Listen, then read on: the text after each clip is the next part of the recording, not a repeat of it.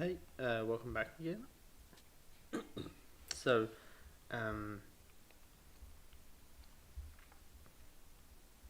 yeah, sorry. Welcome back. Today, what I'm doing is I'm working on my own project. Usually, I work on GitLab.com, but I'm on holidays, so I work on my own project. It's called Empire of Cards. I'm just making sure my streams are set up properly. They are. So, what we're going to do is start afresh. We're going to use this Rails guide. Start a new Ruby on Rails project. I don't know how to use Ruby on Rails. I'm a front end engineer at GitLab, so it's all learning for me. So yeah, sorry.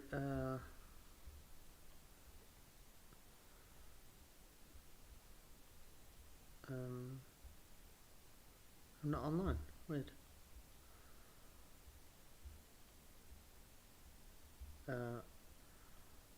Just gonna stop and start again.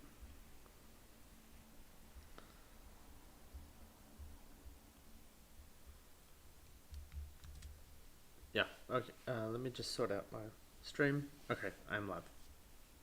Great. So, yeah, where we're going to start from is just make sure my sound is also right. Yeah, so we're going to start this project again.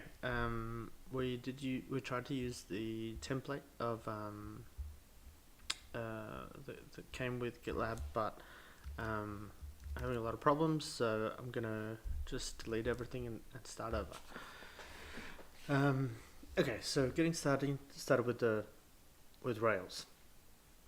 This guide's going to cover how we get started, how do we install Rails, create a new application, connect the database. I never interacted with databases, so I'm not going to start out with that stuff, but I am going to use it eventually. Alright, so the best way to use this guide, to read this guide, is to follow it step by step. All steps are essential to run the application. No additional code or steps are needed. So we're going to follow this step first. By following along with this guide, you'll create a Ruby project called blog, a very simple web blog. Before you can start the application, you need to make sure that you have Rails self-installed. Pretty sure I do. So we're installing Ruby and SQL lines. We'll make sure we have this because this one I don't know. Yeah, it looks like it. Great. And we have Ruby installed. So now what we're going to do is install Rails. And this should be like an empty project. So we're gonna delete everything. And we're going to I think we can get init.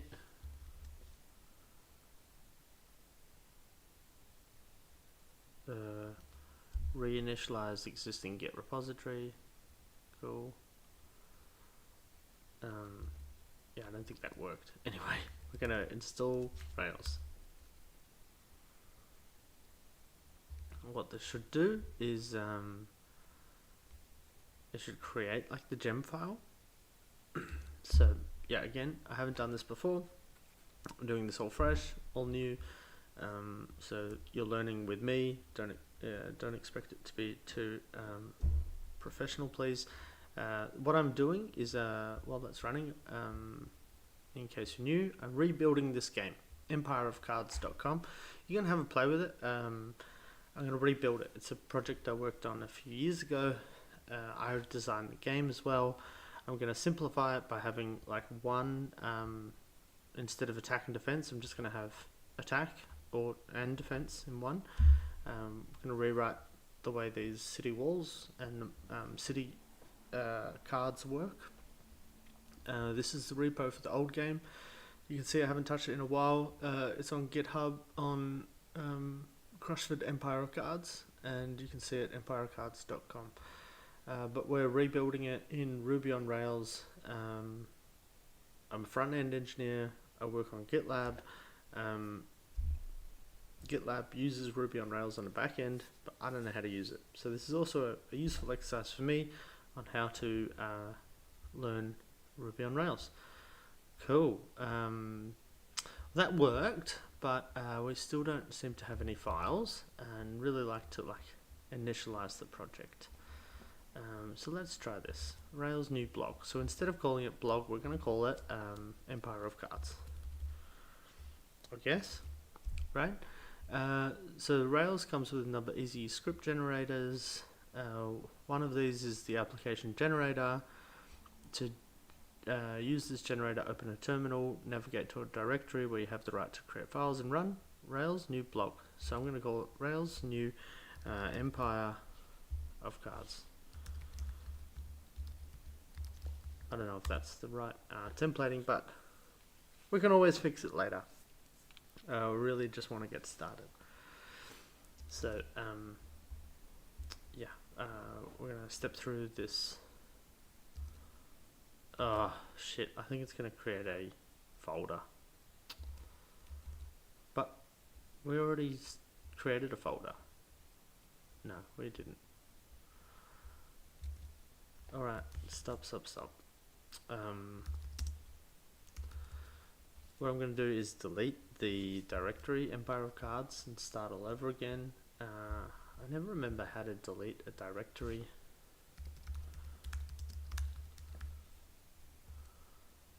On the command remove directory command.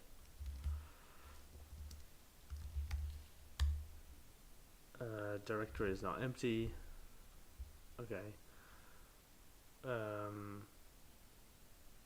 Remove recurring for non-empty directories. But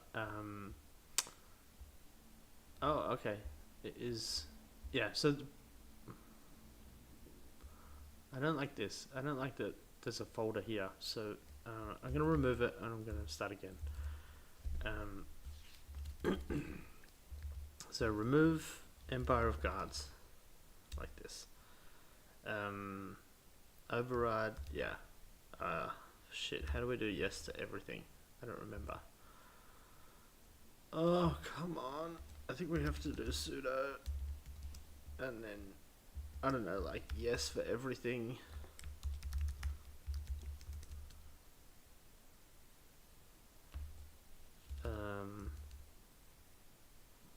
There's no directory. Okay. Let's make sure of that. Cool. Okay, so let's start again. What we want to do is run Rails new and then the name of it. So we're going to say Rails new Empire of Cards. So we're creating a brand new application called Empire of Cards. It's going to create a folder called Empire of Cards, and our whole application is going to be in there. Okay, so we'll wait for that to load. In the meantime, I can tell you a bit about myself, what I'm doing here. So my name is James. I use any pronouns. I used to work in advertising sales for 10 years. And I worked for a company that had a very cheap, bad CRM, like a client relationship management tool. And the one that we were using, it didn't have very good reporting functionality. So what I did was I ended up finding a way to download all of the invoices ever created on this terrible CRM, and then I in Google Sheets I'll try to do two things at once here. In Google Sheets I recreated a lot of the functionality that I missed. Cool. Okay, great. So we've started our new file. We also need to do a git initialization, which I think we could just do from git init reinitialized. Okay. let's code. I want to see this folder, because I don't think we're in it. What? Okay, open folder, Empire of Cards. Great. Cool. Well, it's an empty folder, so that's not what I expected. Let's quit Visual Studio, reopen. Oh, I was saying, no, hang on. Great. Okay, it's working fine. Do we have Git running? No. So we have Git ignore, but there's nothing saying like what branch we're on. Anyway, we're going to follow this and we're going to get there. I was saying I used to work in advertising sales. I learnt on Google Sheets how do we get all of the invoices ever created, or then reported all of the projects that are all of the invoices ever created. So then once we had that running, what it meant I could do was create all of those reports that I was missing, and I really enjoyed this kind of work. And I said to my friend, I told him about it, how proud I was of this work. And he said, oh, did you know you can write JavaScript in Google Sheets to automate this? And I said, well, what's JavaScript? I never used it. That was 5 or 6 years ago. And he was a front-end engineer at GitLab as well. And he said, well, you know, this is basically front-end. It's basically what we do. So I learned how to do this, worked for a couple of different companies, and now I work for GitLab with my friend who introduced me how to code. So yeah, it's pretty cool. If you have any questions, I love talking about that, so please ask me questions. In the meantime, we're going to continue to create this project. So the next step we'll do is create the Rails server. It seems to be listening. Great, this is what we want. It's following the instructions. This is what we have. So that's really good. When we want to stop the web server, we hit Control-C in the window that it's running. Rails does not generally require you to restart the server. Changes you make in the files will be automatically picked up. That's good to know. Okay, now we want to say hello Rails. So to get Rails saying hello, we need to create, at a minimum, a route, a controller with an action, and a view. A route maps a request to a controller action. A controller action performs the necessary work to handle the request and prepares any data for the view. A view displays data in a desired format. I don't know what any of these mean. In terms of implementation, Ruby rules are written in a Ruby DSL, domain-specific language. Controllers are Ruby classes, and the public methods are actions. And the views are templates, usually a mixture of HTML and Ruby. So at GitLab we use Haml, which is a HTML markup language, I think. And it's another way to write HTML. And we're probably going to use that here because I want to be as close to GitLab architecture as possible. One, because I know how to use it. Two, because I want you to learn how to use it. Because if you can learn how to use GitLab architecture, you can then contribute on GitLab. And that's really good for your CV. It's really good for experience. And it's really good for me. I would much rather teach people how to do contributing than contribute by myself. So if you want to contribute to an open source project and you're looking to do this for the first time, yeah, we can go through this together. You can watch me do issues on GitLab. I usually live stream my everyday work, so if you want to watch that, follow me, I guess. Okay, so we want to say hello Rails. We want to create this route. Let's start by adding the route files in config routes at the top of the Rails application routes draw block. Okay, So we want to go to this file,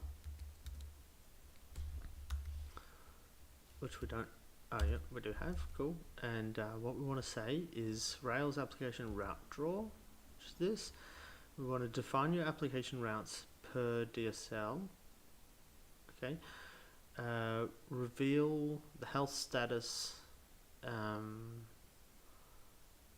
I guess we'll leave this, and then defines the route path, which is maybe by default this. So for here we want to say get articles, and then we want to get articles index. Do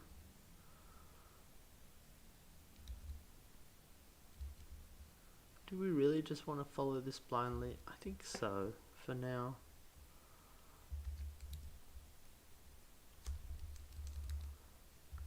Okay.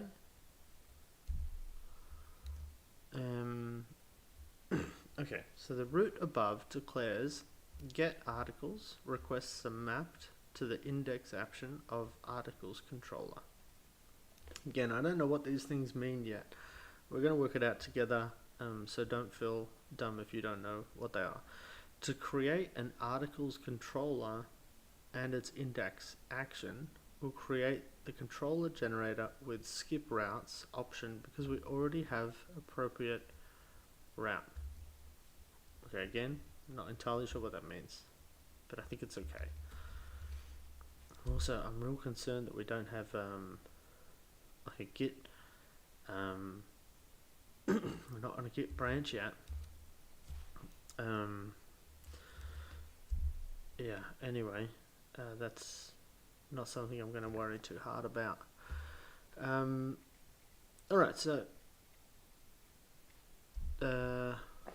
this is what we're doing.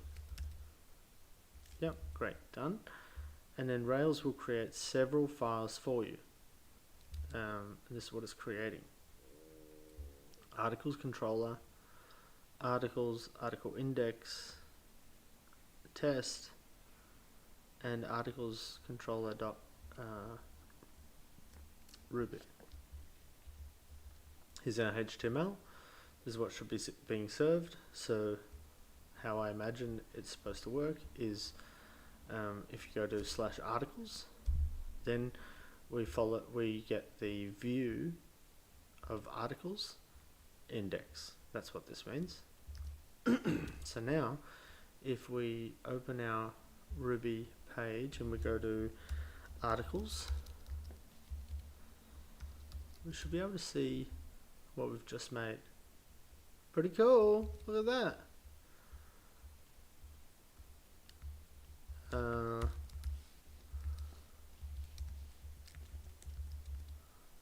Does it automatically update? Yeah, it does. Great, cool. Okay, so now we have a route defined. Maybe we need this as well, route. So then the base route will now do posts index. So view, we don't have a posts index.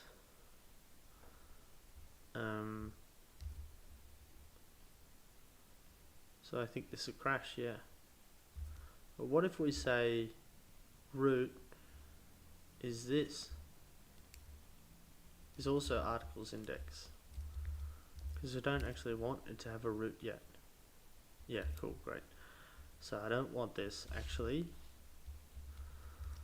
I just want this, and I want to rewrite articles to be home. Home, and I'm going to rename this to be home. So Ruby on Rails is using the we're referencing the folder structure here. So now we should have still the same. That's fine, we have a problem, but this isn't saved. So we're going to save it, reload it. Cool. Home is not a supported controller name. This can lead to potential routing problems. Don't use the word home.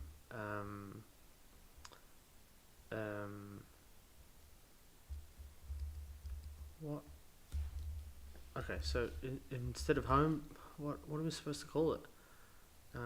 App.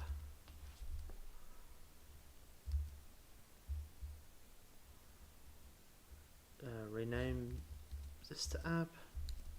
Does that work? We're allowed to do that.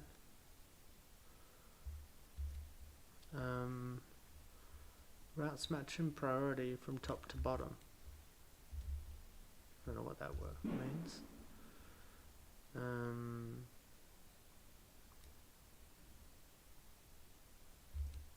Okay, maybe we'll just keep following the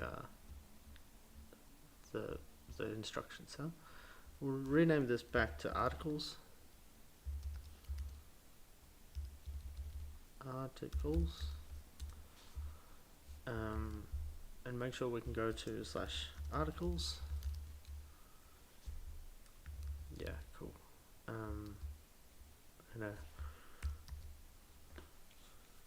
Just move this back to the way it was, because what I really want is to get this running, and then I want to add view, and I want to follow this tutorial. Okay, so all this is added. The most important is the controller file. Let's take a look at it.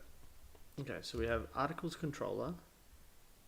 Oh, and I didn't update any of these other names, so it's quite possibly why. Controller. What are we looking for? This one, articles controller. What the fuck? Okay, here it is. Cool, it's fine. It's fine, we found it. All good. So what we're going to do is we're going to read this and understand what it's doing. So, the class articles controller, I don't know what this means, is the application controller define index end. Okay, and what does that do? The index action is empty. When an action does not explicitly render a view or otherwise trigger a HTTP response, Rails will automatically render a view that matches the name of the controller and action. Convention over configuration. Yay! How do you verbally announce exclamation mark? Views are located in app/views directory, so the index action will render app/views/articles/index by default. Great. Okay, we already did this. Saying hello Rails. Fine. Let's follow it exactly. We should see that. Cool. Oh, look, something of it has already updated the title as well. We can find that later. Okay. We haven't added byte yet. We're going to do that after we set this up. Alright, so if you previously stopped the web server, restart it with this. Fine. It's still running. Now we're going to set up the application homepage. Cool, great. So let's do things one step at a time, huh? So at the moment, if we go to /3000, it still displays the Ruby on Rails logo. Let's confirm that. Yeah. This doesn't quite need to be so big. Let's display our hello Rails at /3000 or /nothing as well. To do so, we'll add a route that maps the root of our application to the in the application to the appropriate controller and action. Let's open routes config. That's we were there before. This one, and we want to add root articles index like that, I guess, and then refresh. Okay, it's not working yet. That's fine. Oh, I didn't save it. I just want to see, is there a problem or it works fine? Great.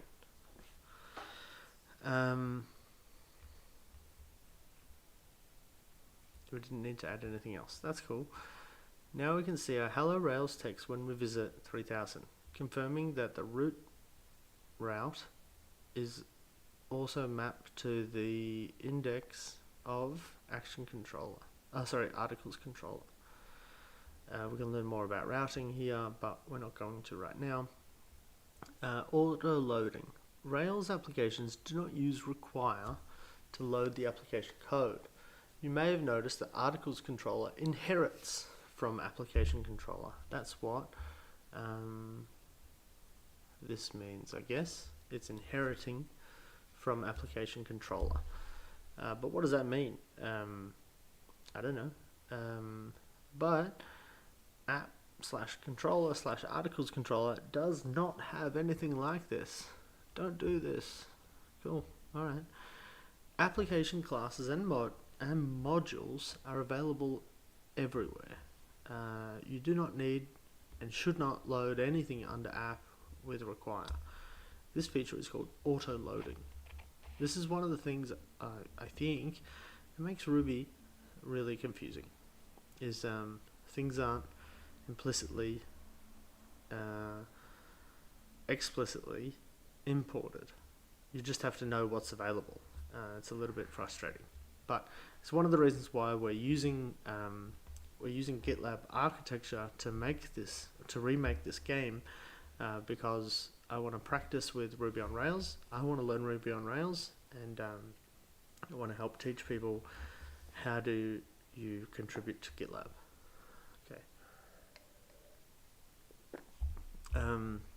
So application classes and modules are available everywhere. We don't need to pull them in.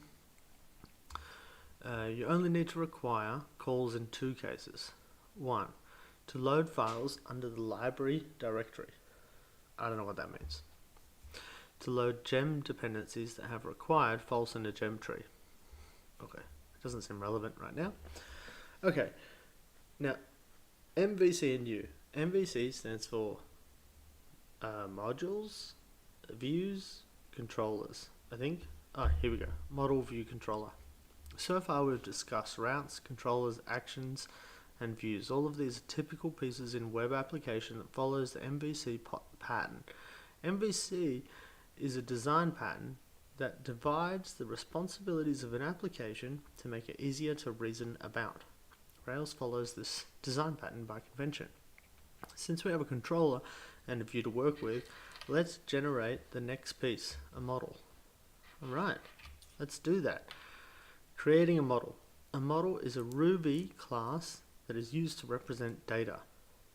Additionally, models can interact with the application's database through a feature of Rails called active record. To define this, we'll use the model generator. Now I should say, once we get started, we're pretty much going to do everything in JavaScript, but until then, I want to set up Ruby on Rails for future use. You know, maybe one day we'll have Ruby on Rails, doing the thinking rather than in the front end, but for now, this is how it's going to be. Okay, so we're generating a model, article, text, string, body text. Model names are singular because an instantiated, I don't know what that means, instantiated model represents a single data record. To help with this convention, think of how you would call the model's constructor. We want to write articles new, not articles new. What? Does that not look the same to you? Article new, not articles. Fine. This will create several files. This is what it's created. A migration and the models and some tests. The two files we'll focus on are on the migration file. So migration file and the model file. That's these two, migration and model. Okay, database migration. Again, I don't know how to use databases. I don't know shit about databases. I don't know anything about it. I'm a front-end engineer. I learned front-end, then I got a job, and now I'm still a front-end engineer, and I still don't know much about databases. You don't need to, but I'm going to learn out of interest. And so I understand GitLab architecture a little bit better. Okay, migrations are used to alter the structure of an application's database. In Rails applications, migrations are written in Ruby so that they can be database agnostic. Let's take a look at the contents of our new migration file. So we'll have a new migration file. It should be the same as what they've made. Define, change, create table articles, same. What does it do? The call to create tables specifies how articles table should be constructed. By default, the create tables method adds an ID column as an auto-incrementing primary key. So, the first record in the table will have an ID of 1, and the next record will have an ID of 2, and so on. Inside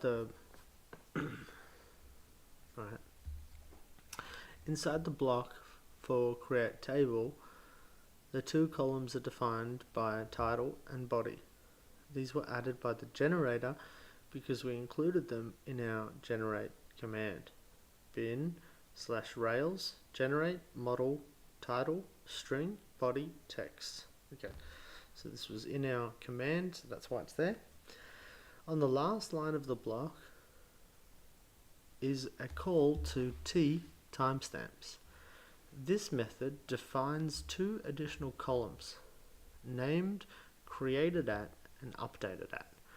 As we'll see, Rails will manage these for us, setting the values when we create or update a model object. Let's run a migration by using the following command. Oops.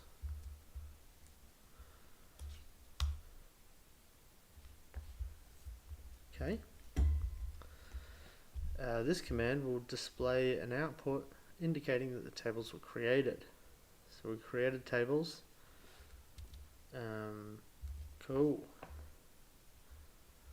To learn more about migrations, see the active. Yeah, we don't need that. Now we can interact with our table using the model. Alright, so we're going to dive into some database stuff. It's not super relevant exactly for what we're doing, but I want to learn it. I just want to take a couple minute break and reply to some messages. In the meantime, if you have questions for me, please ask them. Please type out some questions.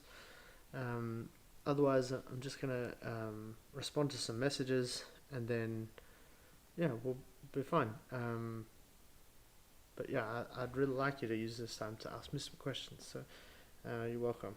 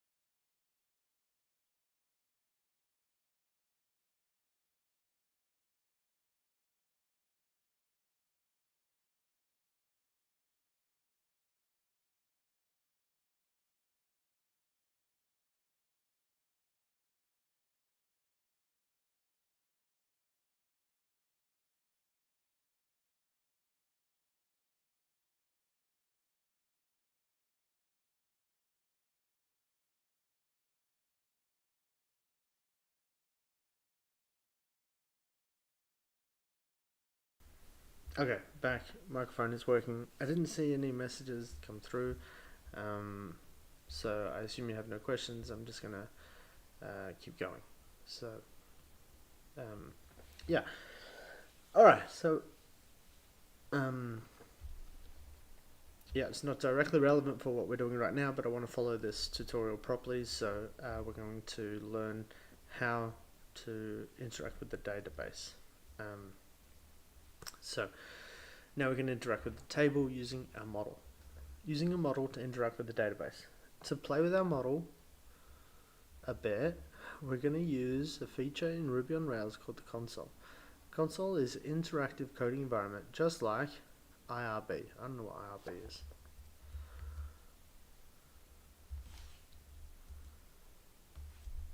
I don't think it's that.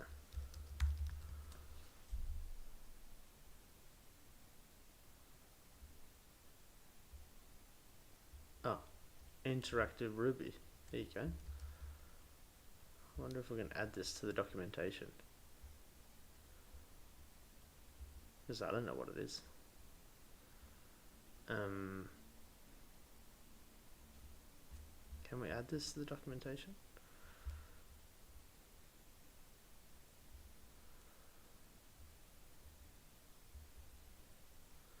Documentation contribution.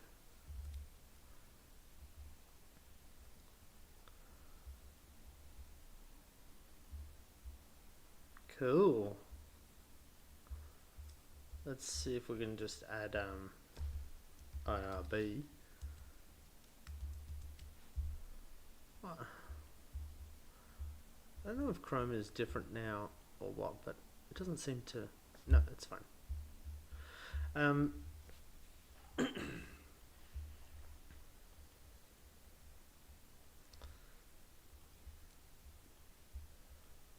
I just want to see how easy it is to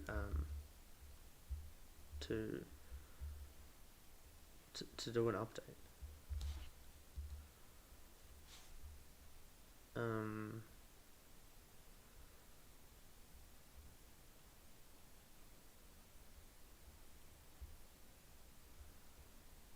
In the code, I think.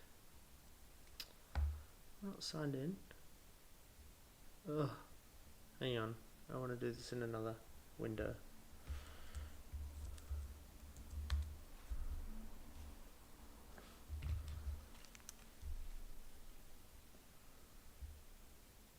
Okay, I need my auth.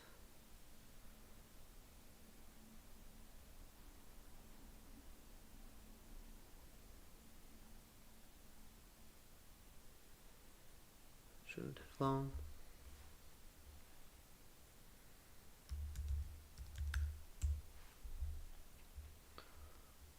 Shouldn't even be doing this. Just another rabbit hole, but this one. This is it. I do want to have said that I have contributed to the Rails docs. That'd be good.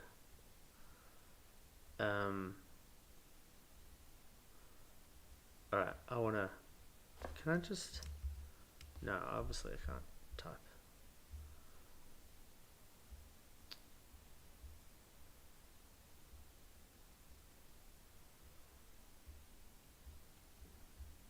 We go to this line.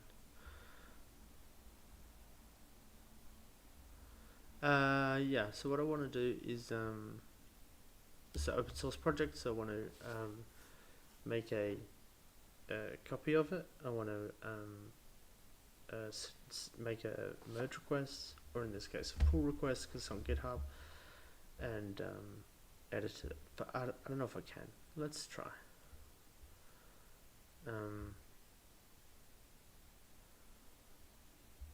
Yeah, I really don't want to have to install this whole project.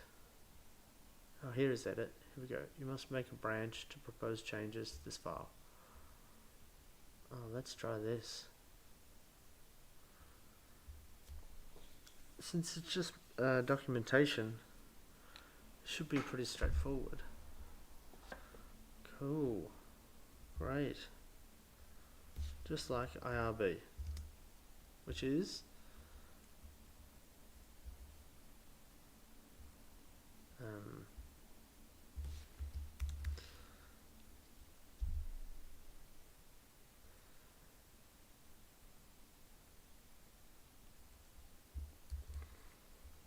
Well, I guess you need to know Ruby to do this, but still.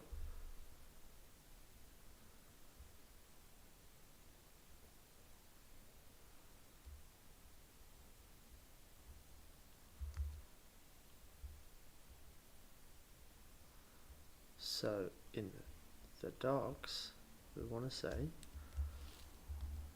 interactive Ruby, and ideally, we'd like to make this a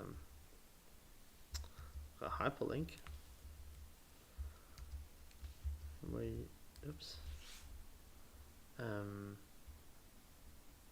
And this is how we make a hyperlink.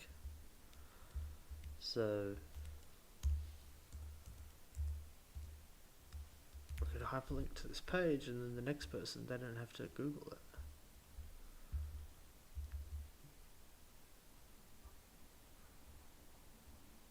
Come on.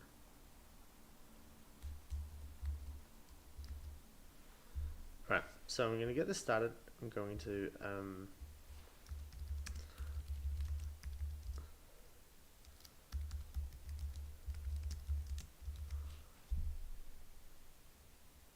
I'm gonna half do this job, and then it'll be easy to come back to on my like follow up.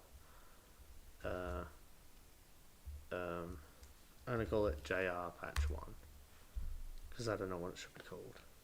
Maybe I should read the documentation on how to contribute first, but I'm going to assume that it's going to be pretty straightforward, so this will be fine. It is a bit of an assumption.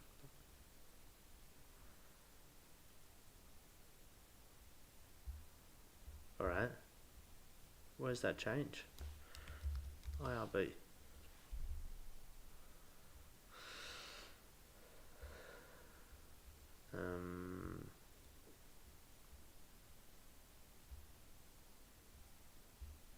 Yeah. I want this line.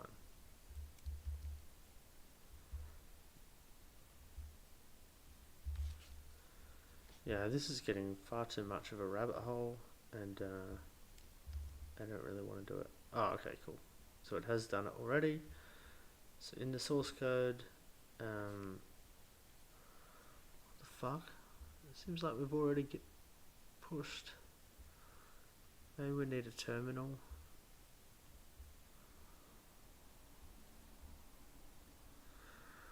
Ooh. Let's continue.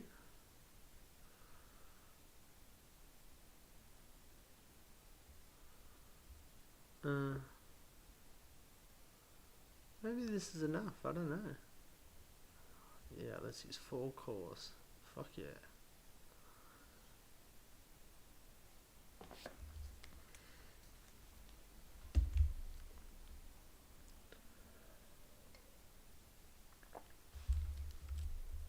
Alright, this has taken too long. I'm going to copy the link and add it to my follow-up list.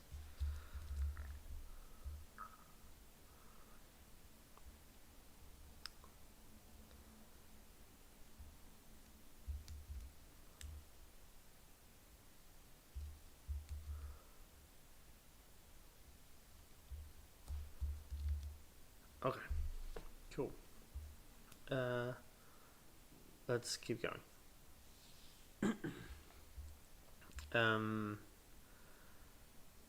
Right, so you can also use the alias C, so we can just say bin rails C or bin rails console.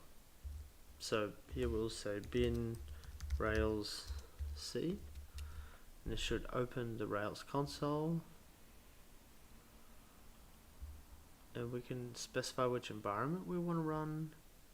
Is this important? If you wish to test out some code without changing any data, you can invoke sandbox mode. I don't know, I guess each stage has a different database. I guess that's what's happening here. In any case, the app and helper objects. Inside the Rails console, you have access to the app and the helper instances. With the app method, you can access named route helpers as well as do requests. Okay, so here is IRB app root path. So we can ask for it. App.rootPath. App.rootPath. We should get slash. Oh. Yep. Cool. And app get underscore nothing. App get underscore.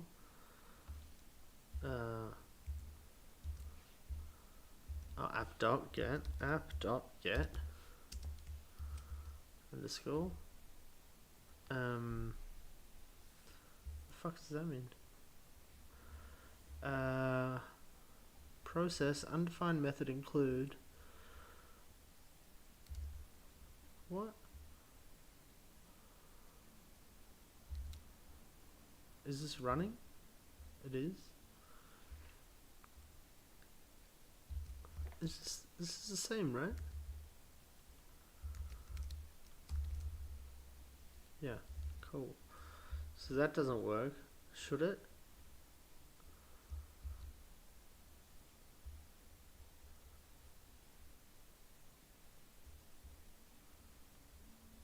I don't know. Did you mean gets? I don't think so. Oops. Oh. Okay.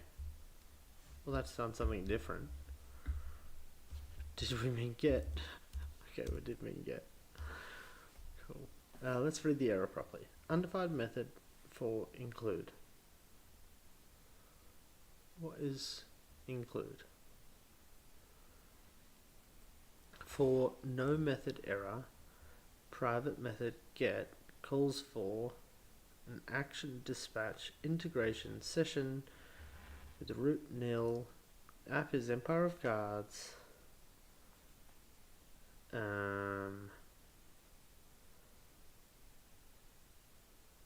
Okay. If path includes, what is app.path?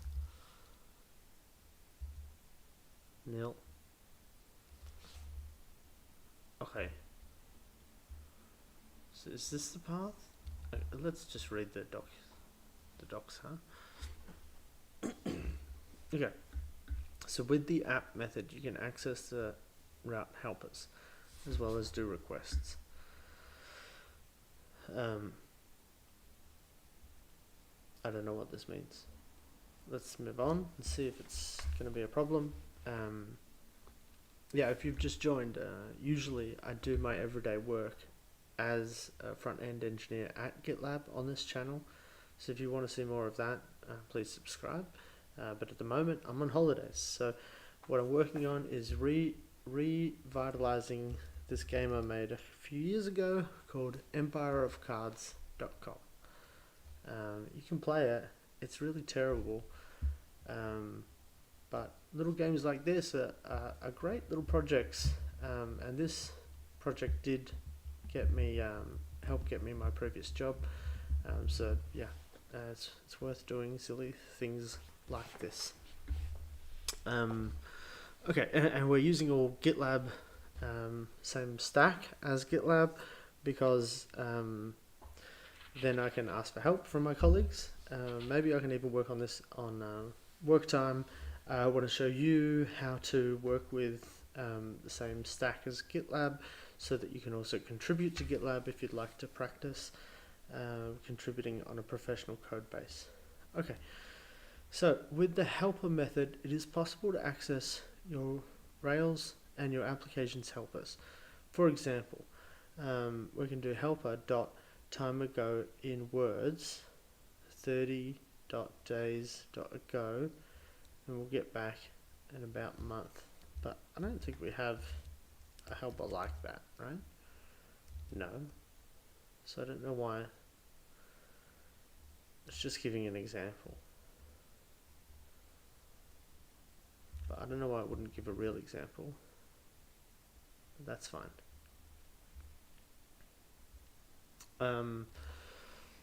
Okay, so bin Rails DB console figures out which database you're using and drops you into whichever command line interface you would use with it. And it also figures out the command line parameters to give it to. It supports MySQL using Maria database, some others. You can also use the alias DB to invoke the database console, like bin/rails DB. If you're using multiple databases, why not? Rails runner. Runner runs Ruby code in the context of Rails non-interactively. For example, bin/rails runner model long-running method. Okay. You can also just write R instead of runner. Excuse me. Yeah, again, if you have any questions, please jump in.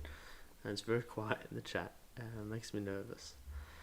You can specify, you can just say hello even. That'd be nice. And I think the algorithm would like it also. So, you can specify the environment, which I don't think we need to do. Think of destroy as the opposite of generate. So if we want to generate a model called oops, and then we can destroy it. Okay, so bin Rails about. This gives you information about the Ruby console. Fine, I don't care. Assets. You can pre-compile the assets in app/assets with precompile and remove older compiled assets using assets clean.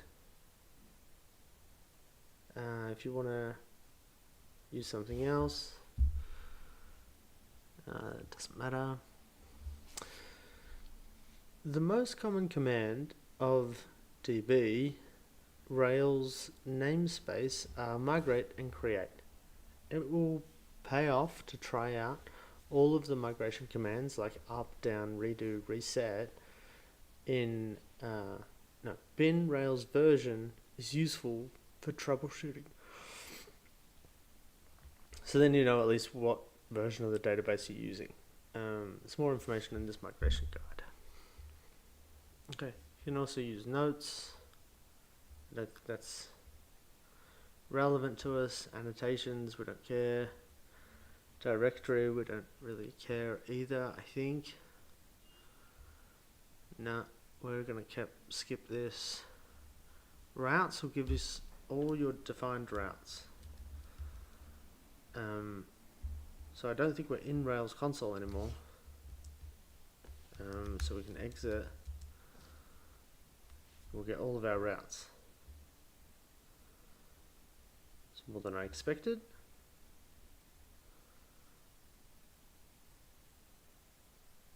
Okay.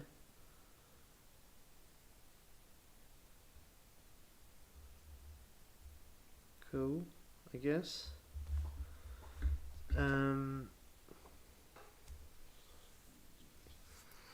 Okay, I'm starting to run out of steam. This is boring. Yeah, but let's try to push through for a little bit. Might just skip to trying to get Vue running soon. So then we can start to work on the layout, stuff like that. It should be a bit more fast.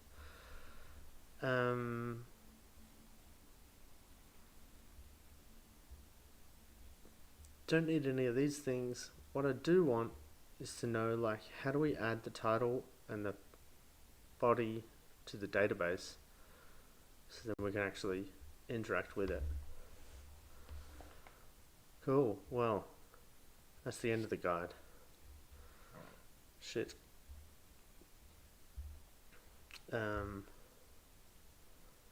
That's not super helpful. All right. I want to get rid of this. I just want to have this one area. Oops. I'm gonna rename it like game instead of articles. Actually, I'm gonna delete articles using here. There was some instructions on how to do that. It was something like called oops.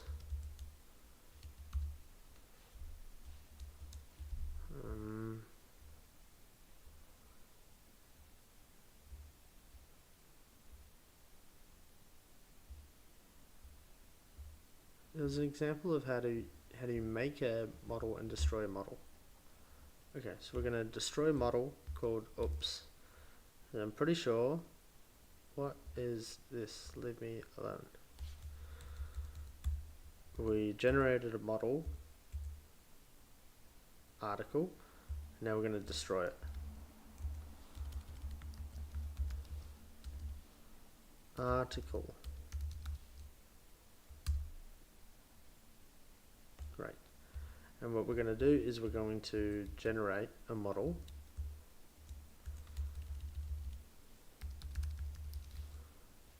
called game.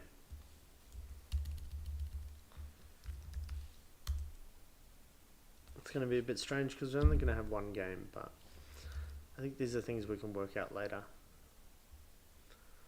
So now we should have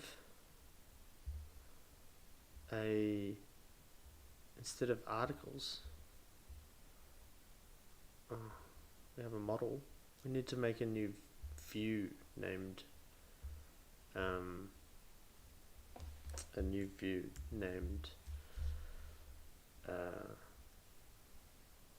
game, not article.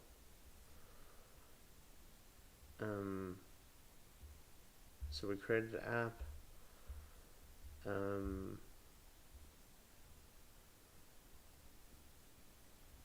We want, so there's a way to like create a new view.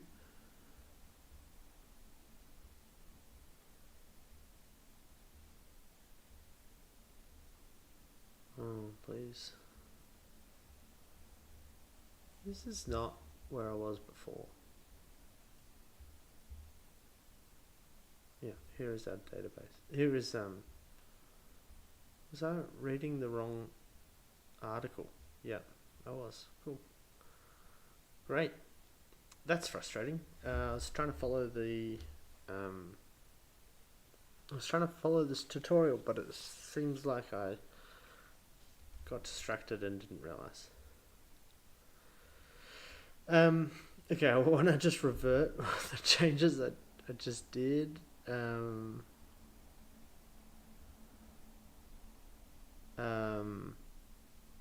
Shit.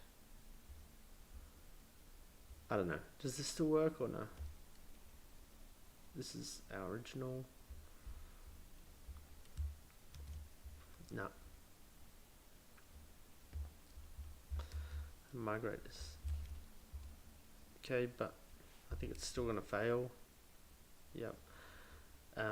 Because we've got a view called articles, and I'm trying to reference something called name. Oh gosh. Okay, I'm just gonna undo what I just did.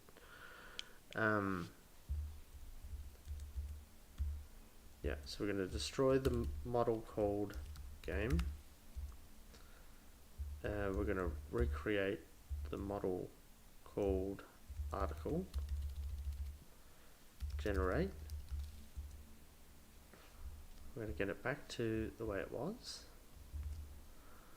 And, oops, I don't want that. I've accidentally created that. Yep. Cool. Let's deal with these problems. What's the problem here? This command for rubocop returns an empty output. Please check the config. There's no preset of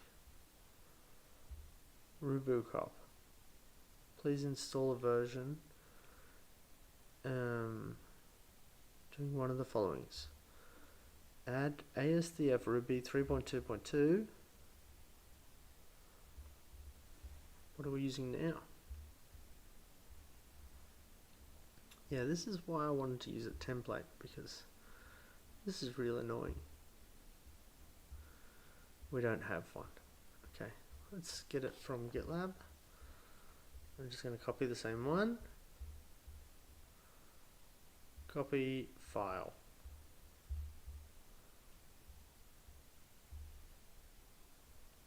I meant to open that in a new window, but I didn't.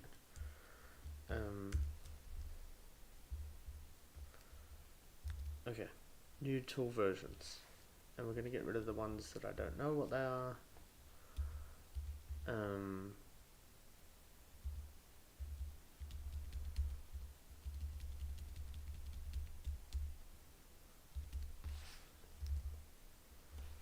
ASDF install. While I was here, I also noticed that there's like a lint, like prettier config, and I want this as well. So I'm going to copy this one. I'm going to add prettier. I'll do that later. I need to stop getting distracted and move through this properly. Okay, so not working, not running. Oh, oops. How do we run? I don't know. Server. Alright, cool. Your Ruby version is 3.1.4. Be a gem file. Okay. ASDF install.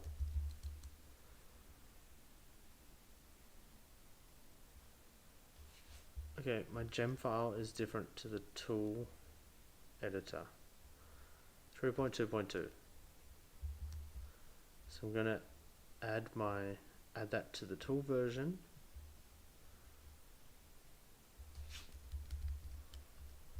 Okay. That's a more recent version than GitLab uses, so it makes me a little bit nervous, but we're okay for now. Now try to run the server again. Running. We have active migration. I'm going to do that in the other window. Alright.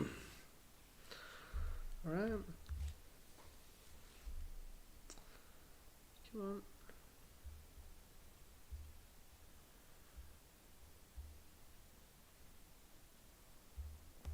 Do I really need to kill this and start it again? Just in case.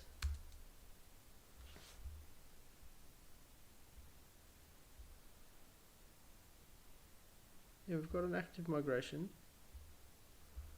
We're running that migration. Oh, we have a problem. Oh my god, tables already exist. Jesus Christ. Fuck.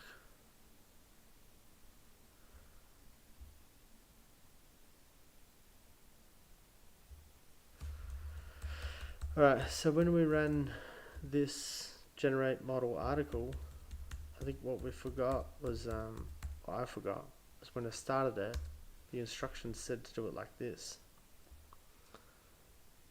So now we're going to have to force it, I think, on this generator again. Yeah. Alright, now we've got some migrations to run maybe. Let's see. No, it's a problem. Articles already exist on this database. Yeah, okay, cool. If you know how to do this, please yell out. Otherwise, I'm just gonna keep debugging. So we learnt before we can generate one, and then we can also destroy one. Right? So we're gonna destroy the model. Not the model. Is it? God. This is generate model article, and we're going to delete it. So instead of generate, it's going to be destroy, I think. I can't believe we got lost on the wrong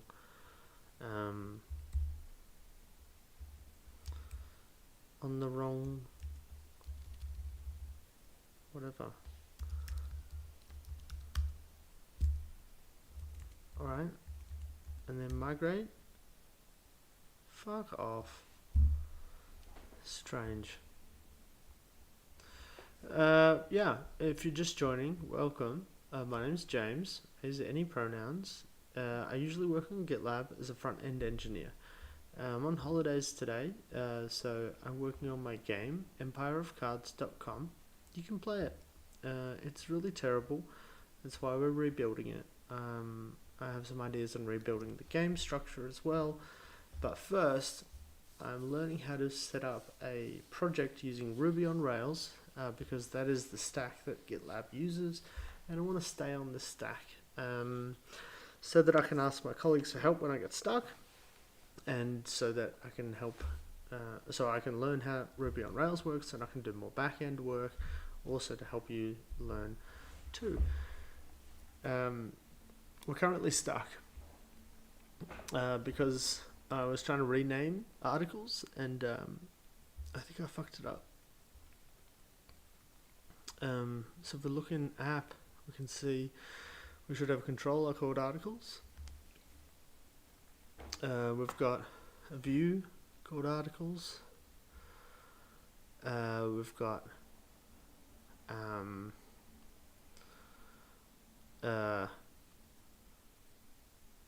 I don't know what else. The problem we have is the table articles already exists. I don't know anything about how databases work, so this says to migrate it, and that's what I'm trying to do. If I could delete it, I would.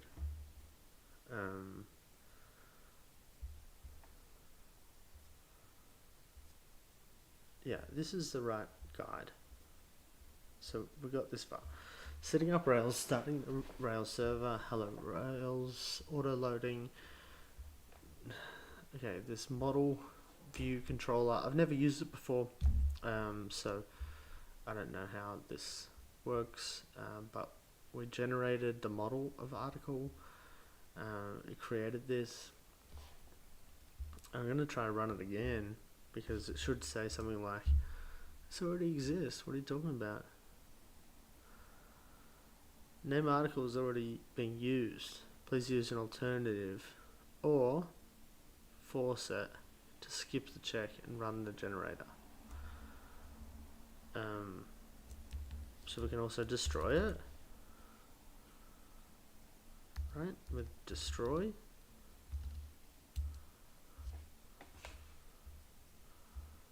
And now we should be able to run generate. Fine. And then we should be able to run this migration, right?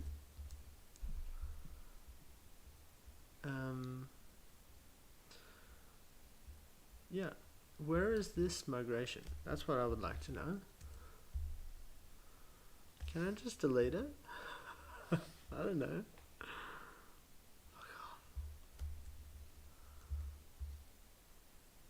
Yeah, we've got none now. Cool. That doesn't work. Here's an uninitialized constant game controller. Cool. So we did create.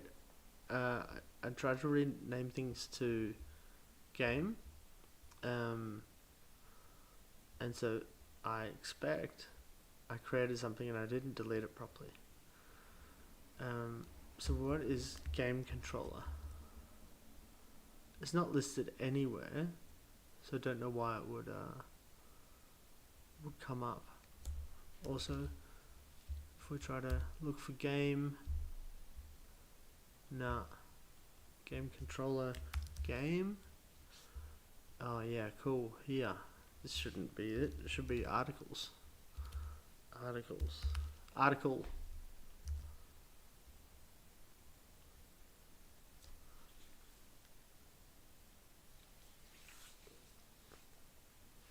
Alright, so it's saved. We're gonna come back.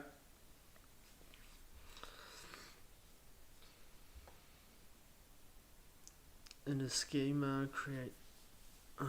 Like, how do I destroy this? How do I destroy this table? It's not really a rhetoric question, to be honest. You can, if you know, please jump in and help. Can I just do this? Can I just, yeah.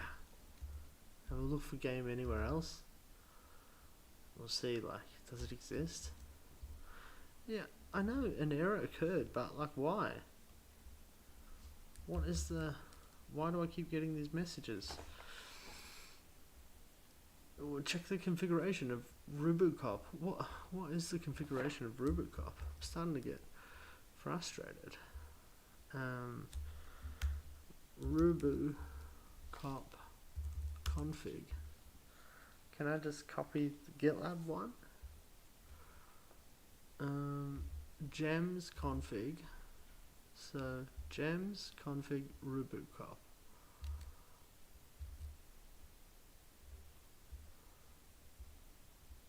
We want gems. Doesn't exist. Gem file. I guess we want to add RubuCop. But how do we add RubuCop? Add RubuCop to Rails. Alright, if you're watching, currently just getting frustrated with the setup. I haven't even started to redesign the game yet, but until then you can help me watch me struggle with the setup. So we're installing RubuCop Rails, because every time I do something I get this error and I'm bothered by it, so I'm going to try to fix it. No preset version installed for command RubuCop. Please install the version by running the following: ASDF Ruby. Okay, well, we've got Ruby running. And what version?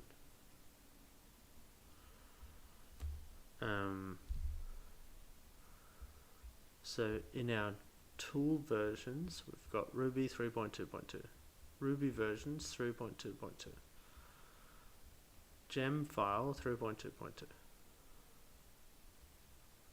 Okay, bundle install then, I guess. Great, and then yarn install. These are both fine. So what is our problem? Did we install RubuCop? Yeah. Okay. So now is it in our gem file?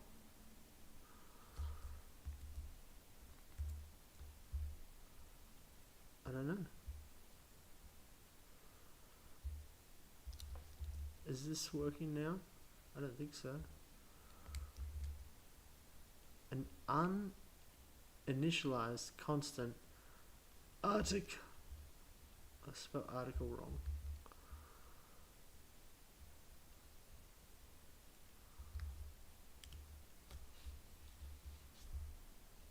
For that. article. Now will you work, please? Oh, we don't have that either. Should it be articles? I'm literally just guessing.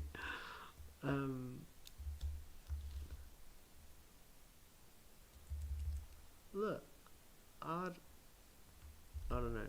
Maybe it should be articles. Great. Oh, look at that. Everything works. Cool. Fuck me. Alright. Yeah, usually I do my normal work on GitLab. And I try to be a bit less sweary there. But I'm on holidays, so yeah, yeah, I'm going to be a little bit less careful, is what I'm saying. Great. So let's go back to our tutorial. So we're setting up Ruby on Rails, a brand new project. We've done this. I think things work. This is what I need to do. We need to open the Ruby on Rails console, and we want to add a new article with some details in the title and details in the body. Again, we're really just following this process to understand how Ruby works better at the moment. We're not trying to do this with a specific purpose, but I do want to finish this tutorial so then I understand a little bit about how databases work, because at the moment I don't know shit. Okay, it's important to note that we have only initialized this object. This object is not saved to the database at all. It's only available in the console at the moment. To save the object in the database, we must call save. So now we want to do article.save. Article.save.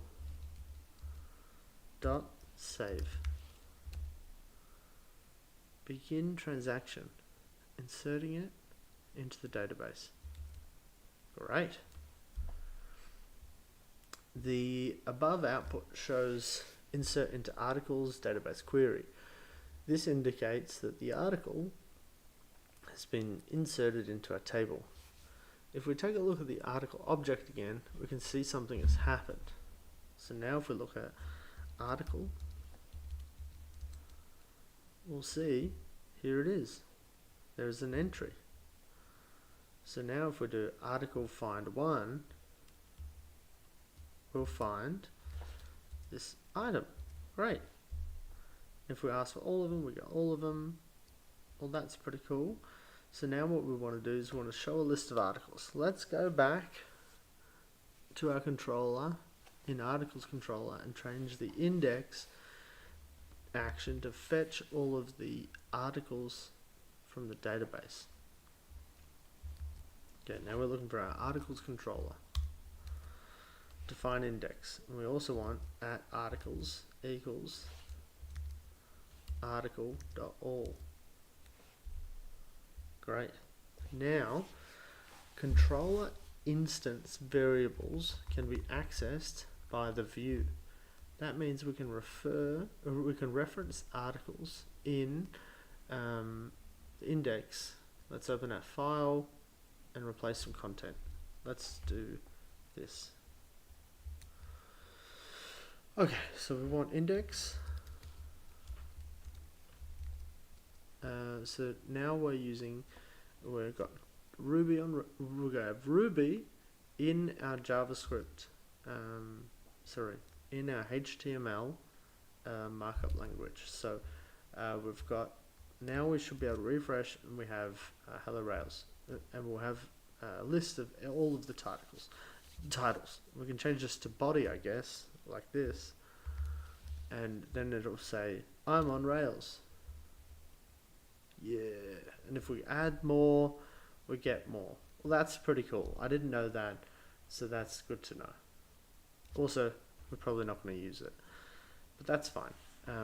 It's good to understand how this works better, because I don't know shit about it. So the above code is a mixture of HTML and ERB. ERB is a templating language that evaluates Ruby. Blah blah blah blah. So in GitLab we use Haml,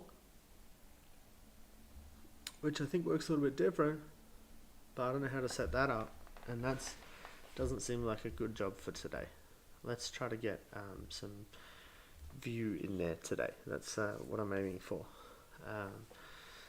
Yeah, so I'm about, I don't know, 3.5 hours into rebuilding this game.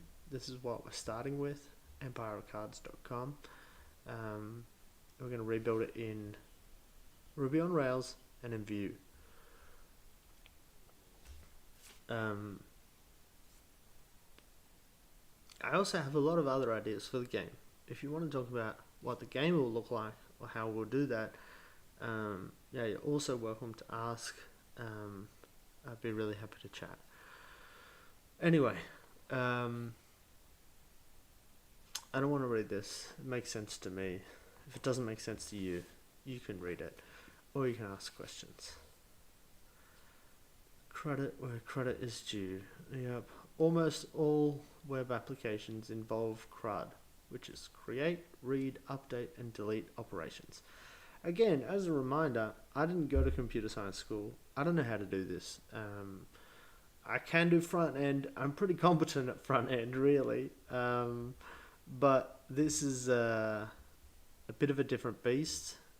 This is some more back end. So, and setup, I haven't done that.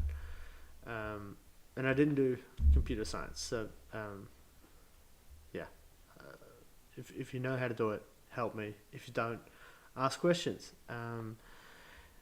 You may even find that the majority of work in your application does use CRUD. Rails acknowledges this and provides many features to help you simply code doing CRUD. Let's begin exploring, showing a single article. I don't want to do that. But what this is doing is adding a URL parameter. That's pretty cool, but I'm going to skip this because it's nothing to do with what I actually want now. What I want to do is I want to bring in some JavaScript so then we can make it a Vue component. Right, here's some information on how to make a new article, which we also don't want. We also don't want a form builder. We're not using URL parameters. We're not using delay. We're not doing error messages. Finishing up. So now in the tutorial, you should have a new articles form so you can add articles to the database. That's pretty cool. But yeah, we're going to use a bit of a strange... Well, not strange. I'm going to follow the GitLab setup. It's obviously made for GitLab, and I'm going to force it into using it for a game. But the benefit is if it's the game's going to be more fun. And I'm going to make this fun game. Hopefully you want to help as well, and hopefully even it's fun to play. And I'm not sure my video is updating. Can you see my video updating properly? If you can, give us a yell, because both Twitch and YouTube seem to be outdated.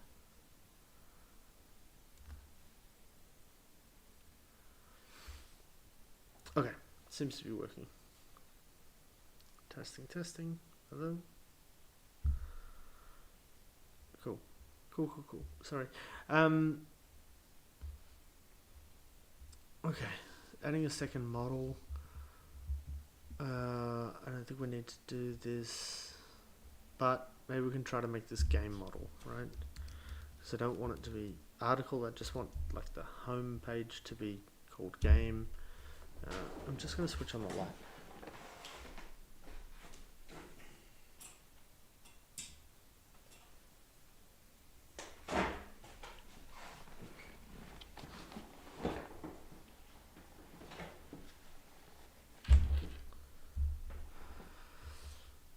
Okay.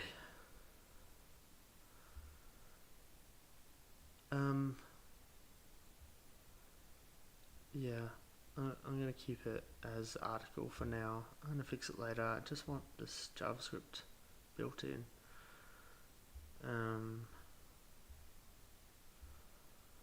Adding controller. Yeah, a lot of this we just like it's important. It's just not useful for right now what we want. Because we're not going to use any of the Ruby on Rails functionality. We're just going to use Vue. I'm going to build the whole thing in front end because that's what I know. And then we'll slowly move everything to the back end.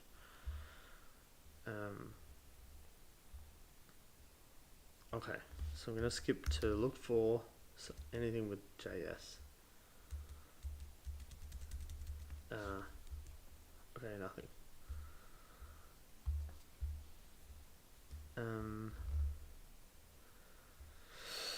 So we're importing our HTML. This works. We'll learn how to delete an article, but we're not doing it. It's on refactoring. Also not doing this. Deleting comments, not using security. We don't care at the moment. What's next? Next guide. Configuration gotchas. The easiest way to work. I don't think we need this either.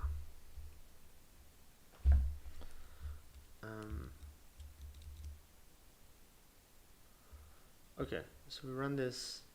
I don't think this is everything you need to know because we haven't even imported JavaScript. Anyway, I'm going to take a toilet break. I'll leave the stream running. I'm just going to turn off the camera and microphone. But yeah, again, if you have any questions, type them in the chat now and I'll answer them when I come back. Thanks.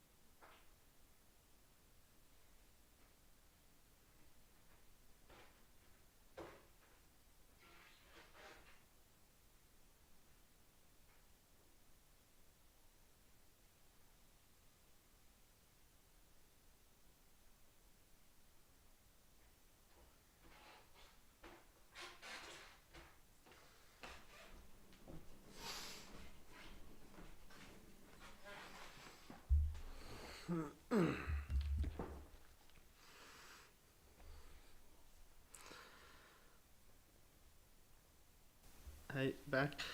Okay, so what we're doing currently is we're looking for, we're trying to understand how do we add JavaScript into our HTML. That's what we'd really like to know.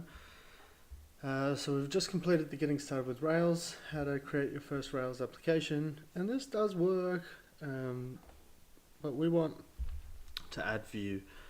So what I might look for is like a new tutorial. So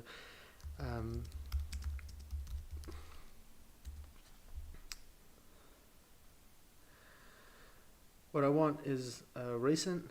This last year, it's not so bad. We could use a video.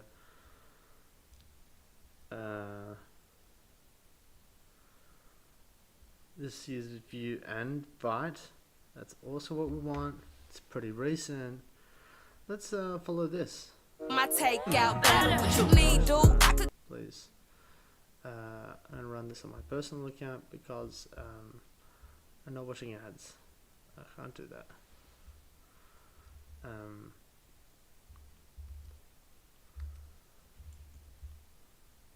Okay. Hello everyone, today we're going to be covering using Ruby on Rails as an API for a Vue front-end application that'll have all the basic CRUD actions. We can delete these posts, we can add a new post, we can edit that post, and when we do it'll scroll us up to the top, which looks really cool. We can add like a 24 and a 48 to this post title and body. You can see that gets updated, you can see stuff in the console happening. We can also add another one, like 1, 2, 3, 4, 5, 6, and create. If we... We're going to skip a lot of this, we've just done that. CD out it video and then do a dash API. I call it video because I'm making a video, of course. You can call it whatever you would like. You could even literally call it whatever you would like. We'll go ahead and CD into the video. Inside of here, we need to, first of all, run a code dot because I always forget to do this. Then what we can do is come into our gem file. Inside of our gem file right here, we can hit Control plus, oops, Control plus a couple times, hopefully. Wait, hang on. So he's got Rails/Vue.video. But what we just ran was The Rails app. We're going to say Rails new, call it video, and then do it. okay, new Rails app. We've done that. Okay. And Control B to hide the side panel. Here we need to, first of all, run a code dot because I always forget to do this. Then what we can do is come into our gem file. Inside of our gem file right here, we can hit Control plus, oops, Control plus a couple times, hopefully, to scroll in, and then hit F11 and Control B to hide the side panel. We want to come down to line 37 where we have this gem rack-cores. Uncomment that, hit Control S. We can then come over to our... What is that? Rack-cores? Do we have that? Rack. No.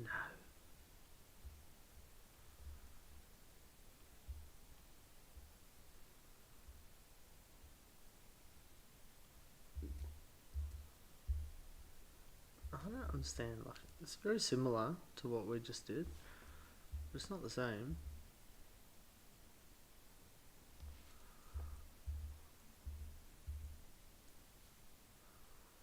Scaffold.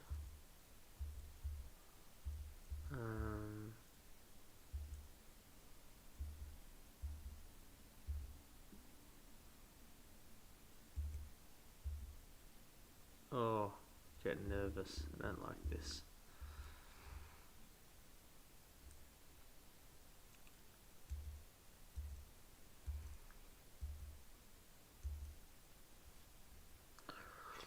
I'm nervous because it's quite different to what we did.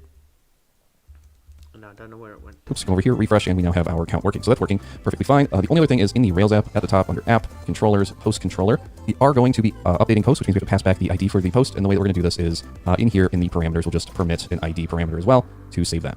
That works just fine. And then we should be good to start on the actual JavaScript stuff. Okay, so we'll close this, come over to our side panel. And then in here, we want to come into the clients, the SRC, and the app.view. Oops, the app.view. And I think the other place we want to come into is going to be in the components, but the SRC. I was so lost. Where did we introduce Vue? We made a brand new project, right? Okay.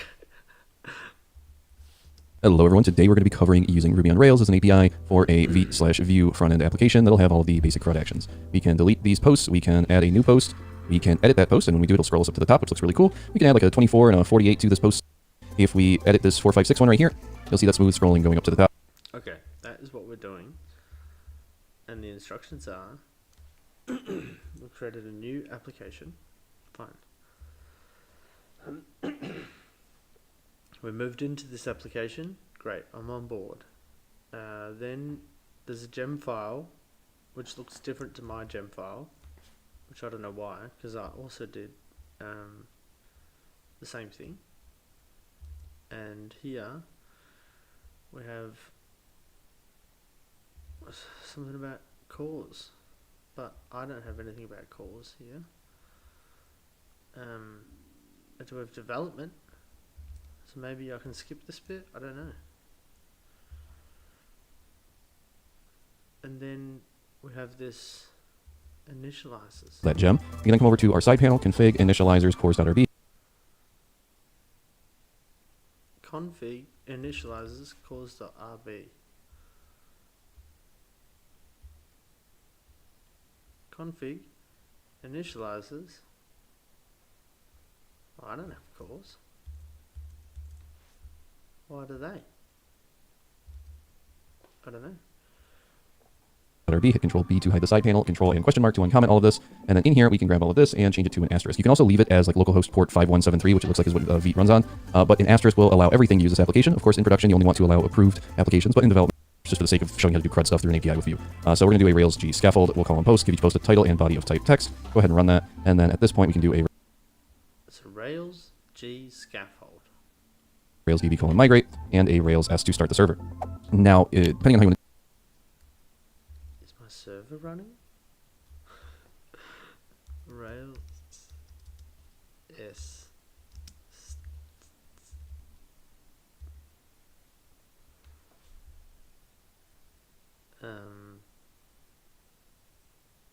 The server is already running. Cool. I think it's this. Alright. It's already got Vite running. how you want to do this, you can open up another terminal, go into the same location. In my case, I'll stop the Vue server and I'll cd out of it. And then I'll cd into the video project. Inside of here, we want to create our front-end application, which we'll just call client. So I'll say npm create Vite at latest. We can go ahead and run that. We can call this the client. Wait, what? We're creating... Yeah. What is npm create Vite? npm create Vite.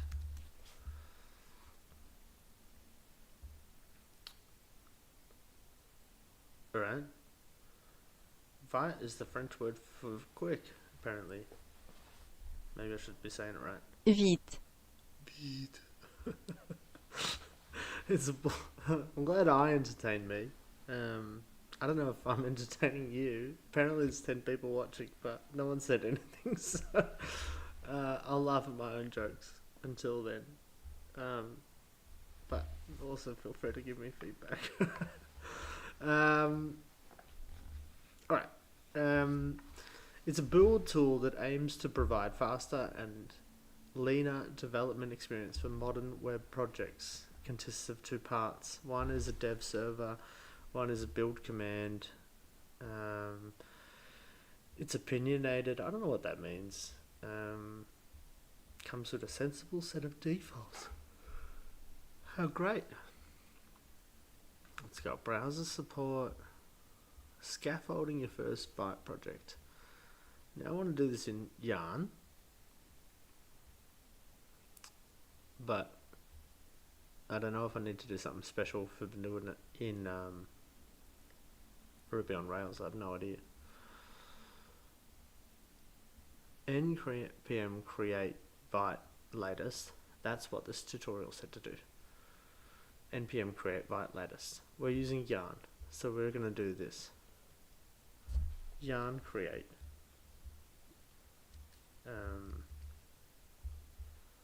And where are they setting it up?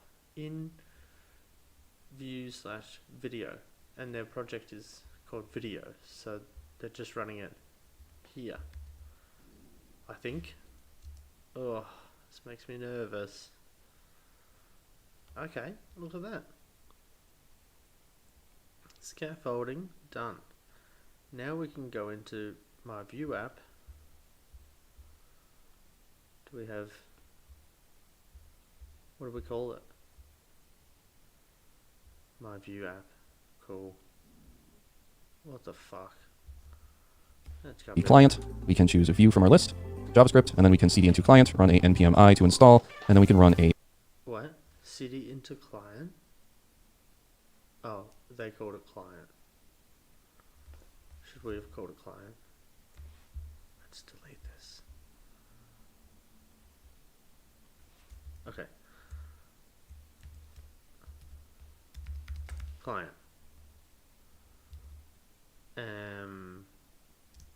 a npm run dev to start the server, and then we can go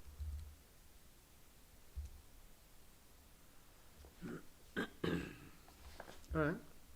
Now we can cd into client. And we can yarn and yarn dev. Alright? and we can go over here, refresh, and we Wait. install, and then we can run a npm run dev to start the server, and then we can go over here, refresh, and we now have our account working. So that's working perfectly fine. Oh.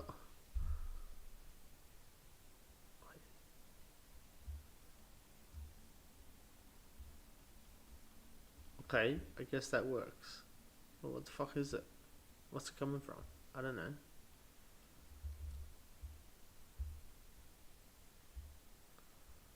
What's it got to do with Ruby on Rails? Is it just running its own thing here? I don't know.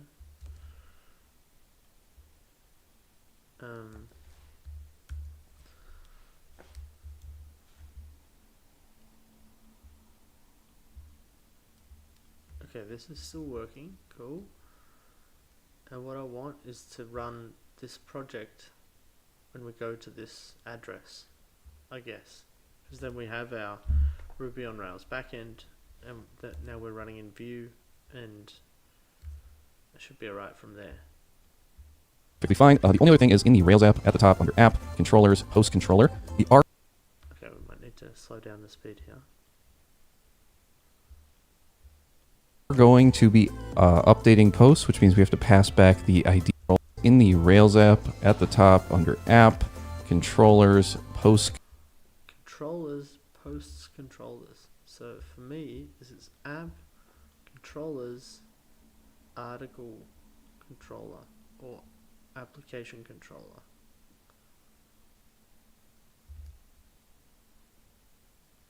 Post controller. We are going to be updating posts, which means we have to pass back the ID for the post. And the way that we're going to do this is in here in the parameters, we'll just permit an ID parameter as well to save that. That works just fine. And then we should be good to start on the actual JavaScript stuff. Okay, so we'll close this, come over to our side panel. And then in here, we want to come into the clients, the SRC, and the app.view. Oops, the app.view. And I think the other place we want to come into is going to be in the components, but we'll have to take a look at that in a second here. So the first thing is in the app.view, we have all of this stuff inside of this div. You might also get an error saying something about like the module exports, or it's going to yell at you for. You might see that, based on some GitHub issues, that is engine pack, which is the view installing the VS code. These two are going to call it to change that way we have right here. So we want to come in, do it manually, close the script. Very similar stuff. The inputs bit with some comments. So this appears right there. Did was we had the H1. The next thing we had was the organizer doing these comments in GitHub Copilot, because this isn't equal to doing class for this tag. Carefully. Now the reason why we're doing the edit buttons right away is because this is post right now. We're just going to do a. But this is just running in the Vite section. I want to see it running in the Ruby on Rails address.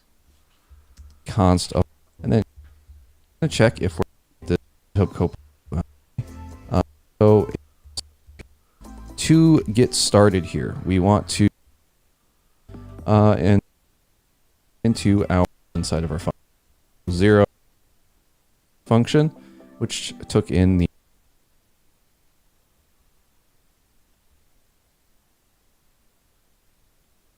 I don't know if they're gonna do the that after we have this response. Yeah, this is very frustrating. what I'm going to do, I'm going to start with I'm going to start with this page, and from there I'm going to start building out this bit, because I'm just a bit frustrated and I want to get started. So the way I'm going to get started, I'm going to have a look at this source. Here's our app. I'm going to get rid of this styled because we're not going to use it for just yet. We have a template. It's loading hello world component. This component we're going to rename game. I'm going to rename it here.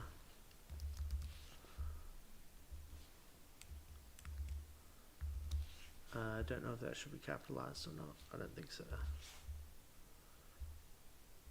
Oh no, it should. It's fine. And then game, and then no message. We're just going to run game, and in game we're going to get rid of these. Yeah, we're going to get rid of this template mostly, and we're going to get rid of the styling. We're just going to say welcome to Empire of Cards.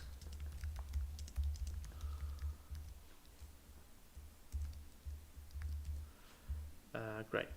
So we've already got some styling added, but I guess it's coming from here. I'm just going to leave it as is at the moment. So now our setup is not completed properly, but that's okay. I'm gonna come back to it later.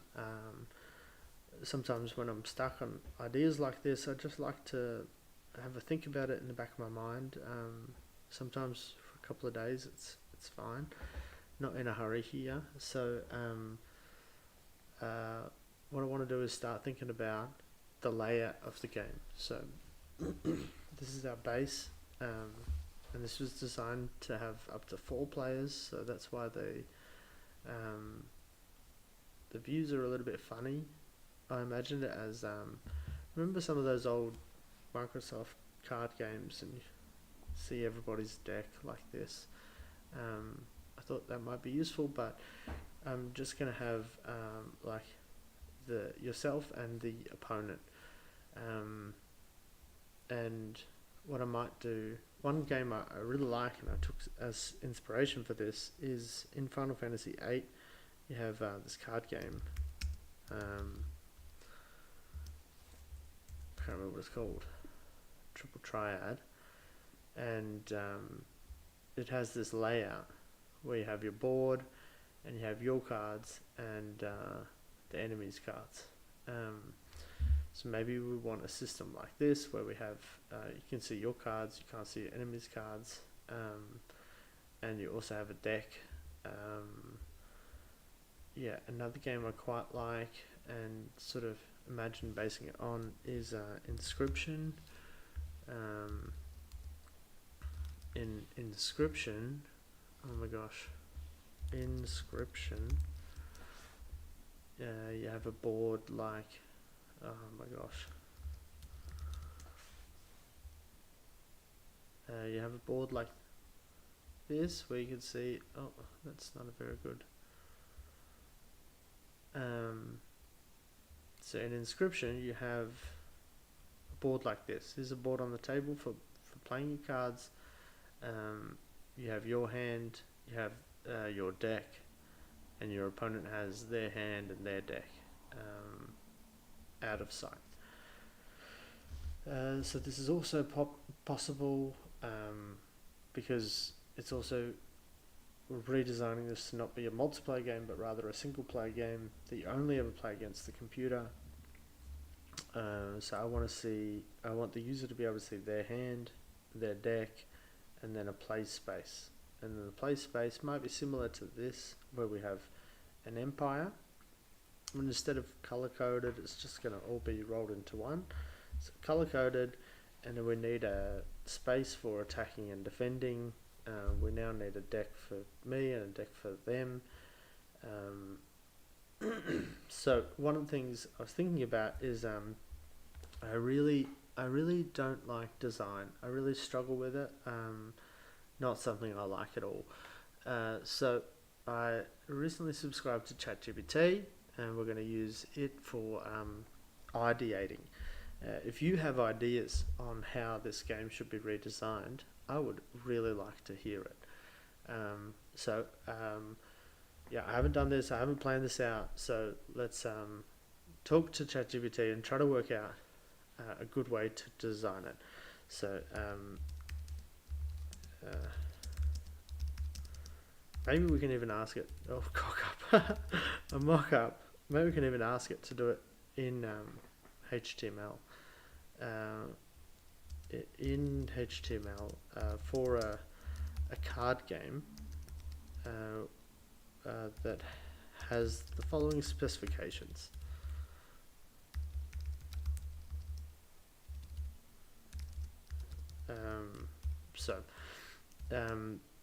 Each player should be able to hold in their hand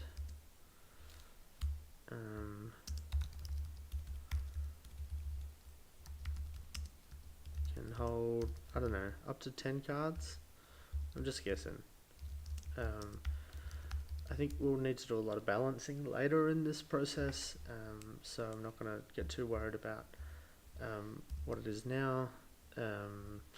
Each player should be able to see their own decks, their own deck. How did I spell there wrong?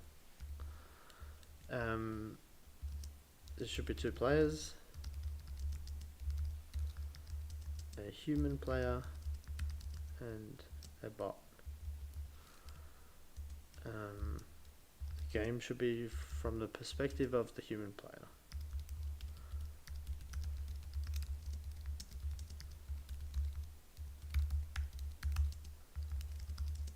Human player. And there should be an area in the middle for attacking and defending. There should be a battlefield space in the middle for placing 2 cards, an attack and a defense.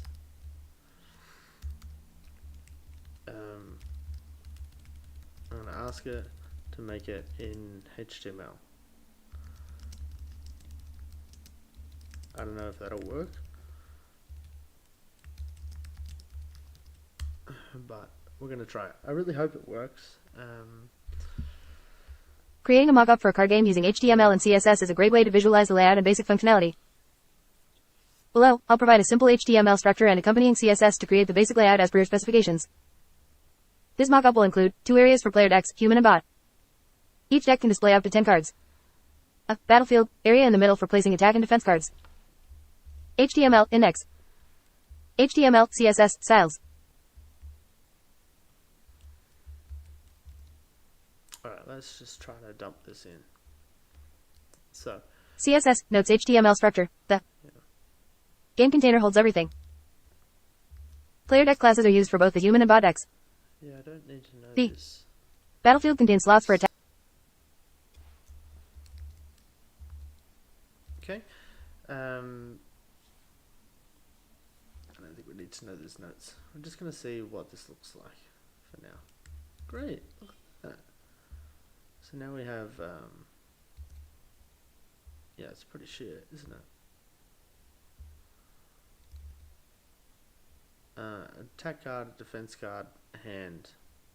We don't have a deck. Game container holds everything, player deck. Yep. CSS styling is applied for a basic layout. Do we have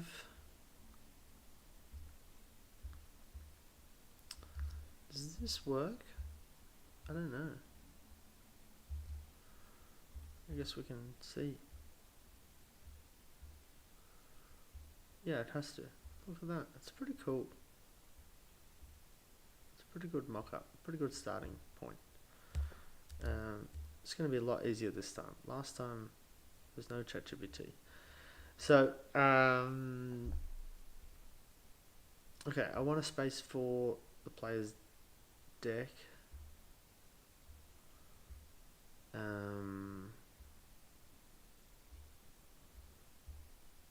So in the game itself, we have the battlefield, we have player deck human, player deck bot. Okay, cool. So we need to add for each player to have their own deck. Yeah, we're just mocking this out in ChatGPT because I have no design skills. Certainly. I'll modify the HTML to include a space for each player's deck and adjust the CSS accordingly. Don't need it to read this out to us. Yeah, so other things we need to say is we need a space for the hand, we need a space for the empire. So maybe we can say like hand, empire. Yeah, I don't know if this is going to be any different. Let's have a look what it gives us. Might need to be far more specific. I just want this part.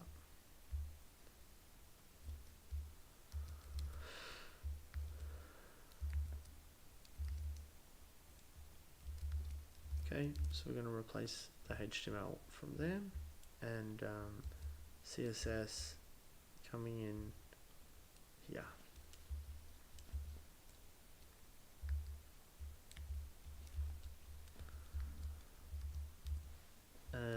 Cool. Okay, now we have a deck, and we have yeah. I mean, it's pretty weird. It's a weird layout, but yeah, it's a good starting point for us. Okay, so we have a bot deck and bot card area. So what we want this to look like is a playing card face down. I don't know if we want to get into that level of detail yet, but at least we have a deck and we have a space of cards. I don't know what happens if we have our space for cards here.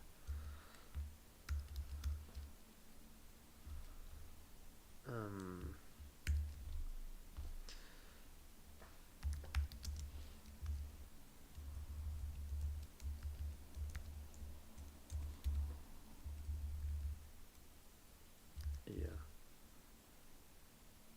Okay, so this is totally separate. It's not in there. Oh, it's because I didn't put it in there.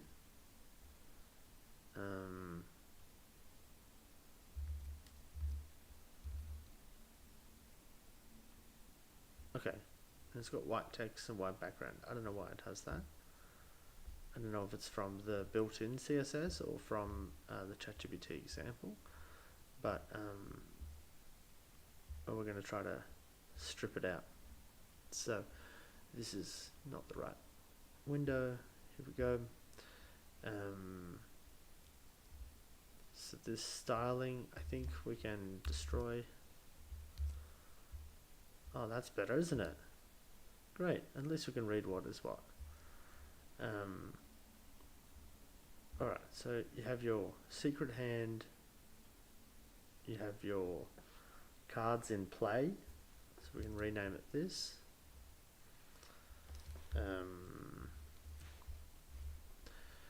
Alright, so in the player deck, wait, okay, this div is for the deck area human. It should be this area, deck area human. Inside we have the player deck and we have cards, and then inside here we have human deck. So I think what we're going to do is we're going to rename this player's hand, and we're going to call the top one computer's hand.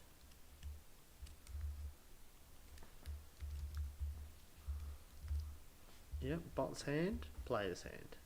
Cool. And then in there we should have, I guess we'll have another unordered list of cards.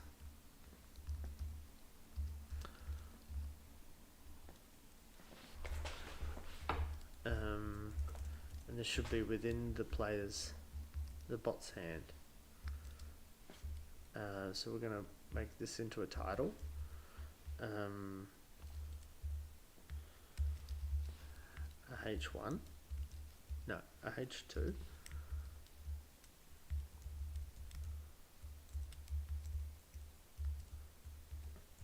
Pretty messy, but give me a second. And okay, bot's hand. And then we want to do the same thing for the player, and we're going to make this component. So yeah, we're going to make the hand a component, so then we can reuse it and add to it. But at the moment, we just want to get an idea for the layout. Players hand. Okay, so we've got the bot's hand, we've got the players.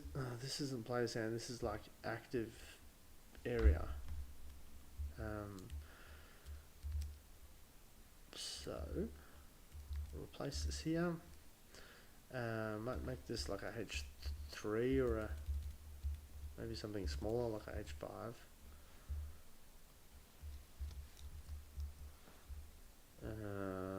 Let's go 3. Again, it doesn't need to look good, it just needs to look readable. Player's hand. Okay, so instead of hand, we'll say player's castle. How about that? Castle. Empire. I still wanted to say Empire because the game is called Empire of Cards, right? Yeah, I think we want it to say Empire. And then we want to have bot's Empire, but we're just focused on players 1 at the moment. So we want players Empire, players hand, and we want players deck.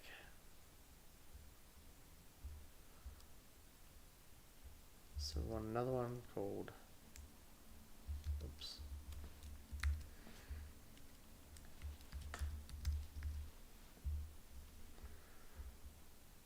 Alright, so maybe they need to be stacked next to each other.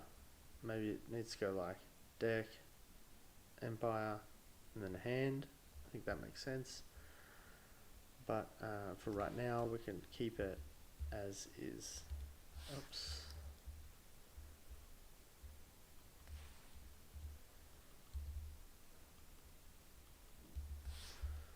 Okay, so we have the Empire, hand, and deck. And then I want to have the same thing again for the bot.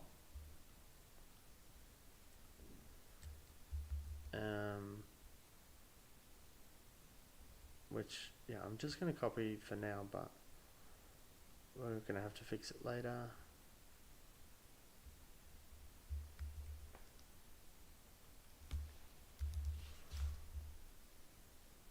What?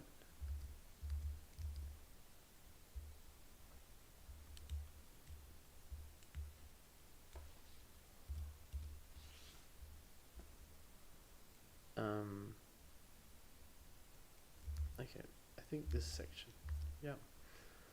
And we're going to say bot. Instead of player, we'll say bot. And again, we're going to get to making these into components, but right now, I just want to have sort of an idea of how this is going to work.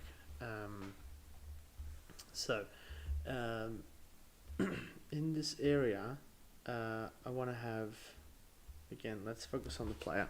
So I want to have the hand at the bottom. I want to have the empire at the top. I want to have the deck on the top left.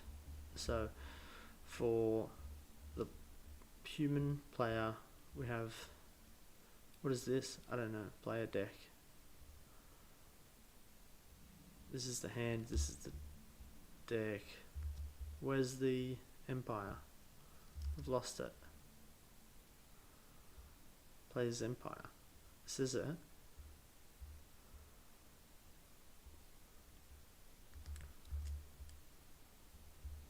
the fuck?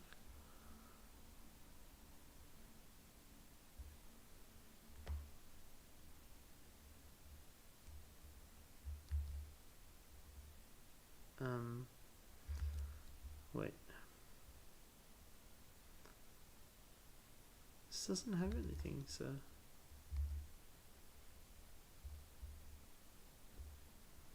I don't understand where this is. See, we've got like 1, 2, 3. 1, 2, 3. And then we have 1, 2, 3. Oh, it says Bot's Empire again. Shit. But where does it even say that? Okay. Strange. How did it add that in there? Oh. Oh my god. I don't know what's wrong with me. Fine.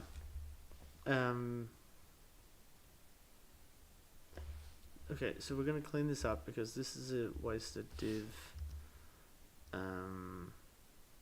And again, we're just focusing here, and then in a minute we're going to go back and we're going to remove some of the layout. We're going to clean it up later. Yeah. Again, if you have any questions, please jump in, or any suggestions. I'd love that. Okay, so what I want to have is the hand at the bottom, starters, and I want to have the empire and the deck in the same section. So we'll create a new div.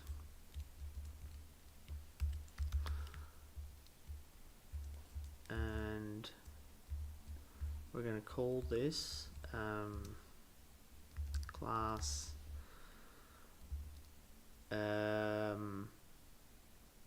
so if you have your hand, and you have this area has like your deck and also your empire, so the attack card will have like the play, be in the play area, I guess. Yeah.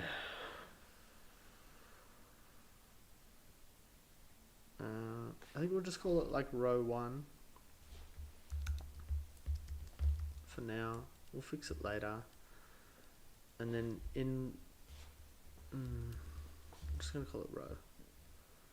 So in a row, we should stack these next to each other. So the way we'll do that is we'll have row.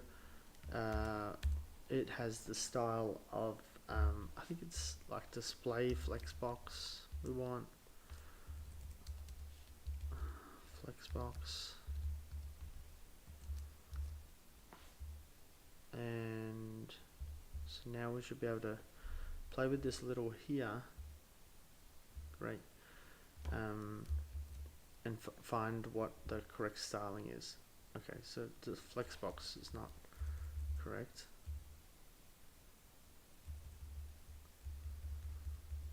Oh, it should just be flex, I think. I mean, that works, doesn't it? I want to swap these two.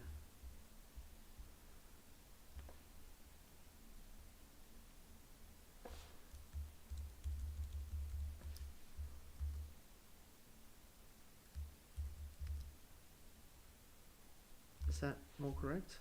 I don't know. Yeah, all of the CSS is named poorly, so the HTML. That's why we're having difficulties.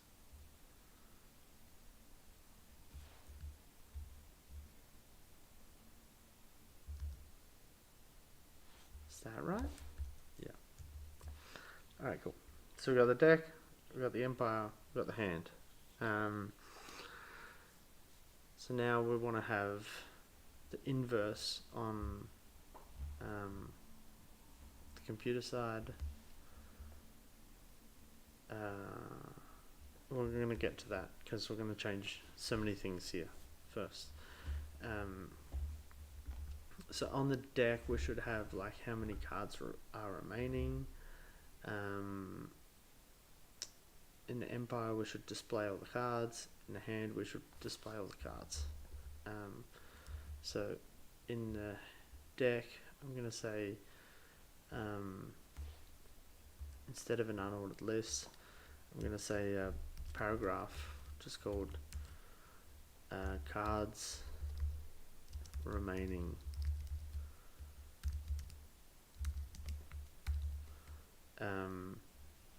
number of cards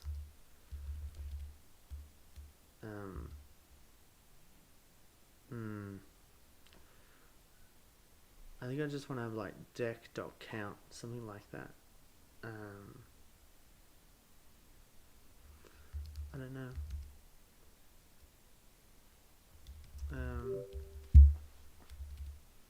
Count of deck. Yeah, that's fine. I'm gonna take a toilet break. Yeah, when I come back, if there's questions, I'll answer them. So if you have questions, now's your chance.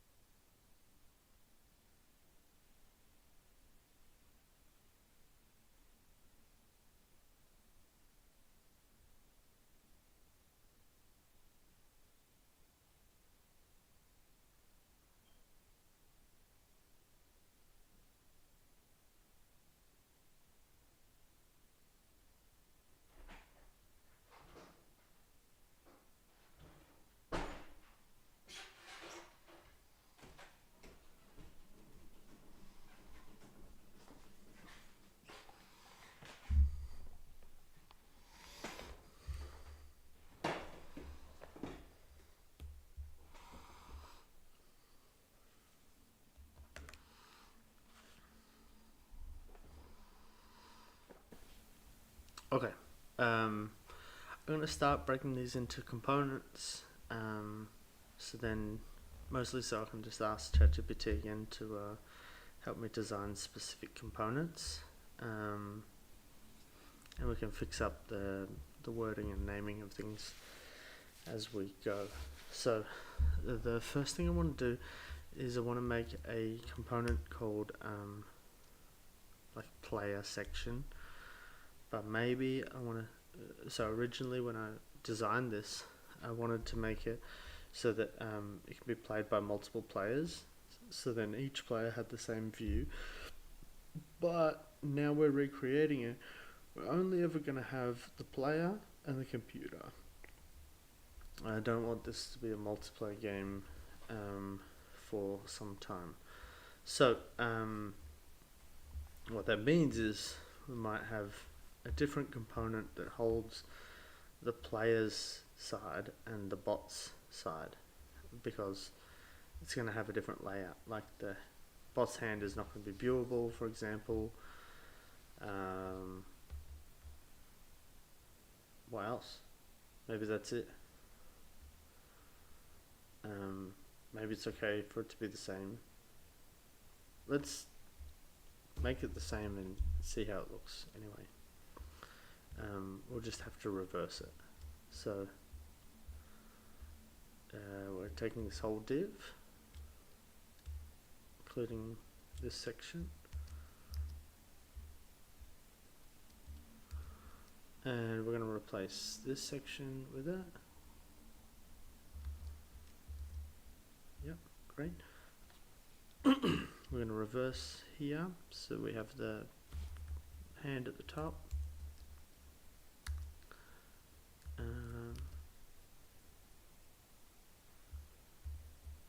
Oops. Okay, so the bot's hand, bot's deck, empire, so this will have to be reversed as well, so then it looks a bit more symmetrical.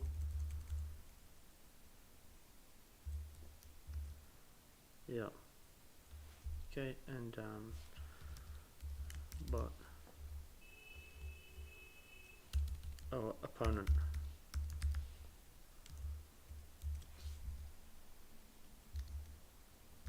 This doesn't look bad, but yeah, it is quite a different layout. So yeah, I think it's fine to have like a human side and then a bot side, and they're going to be very similar, and they'll use all the same components. So I think that's fine. So then what I want to do is I want to create a player side.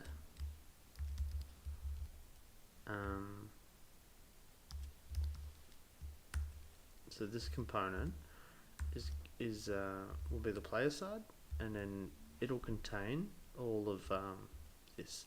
So yeah, again, I haven't used a whole lot of I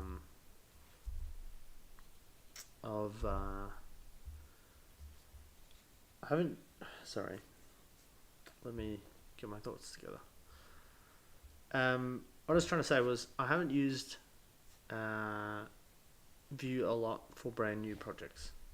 Mainly have used it for existing projects. So yeah, I'm going to have to look this stuff up, even though it seems quite simple.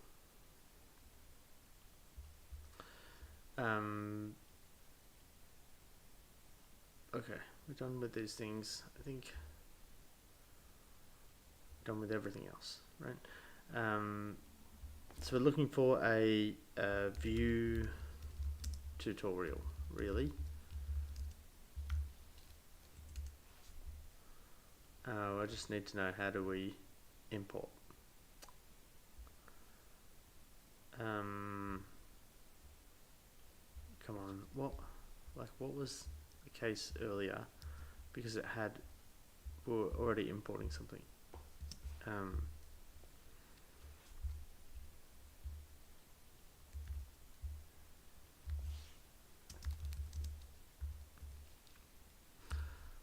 we haven't made this yet, so it'll be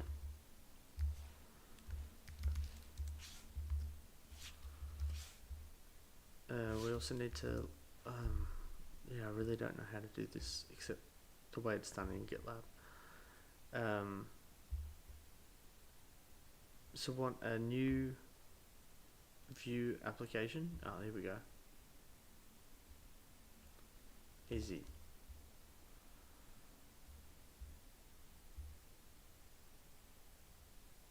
So we're going to have a new file called player side.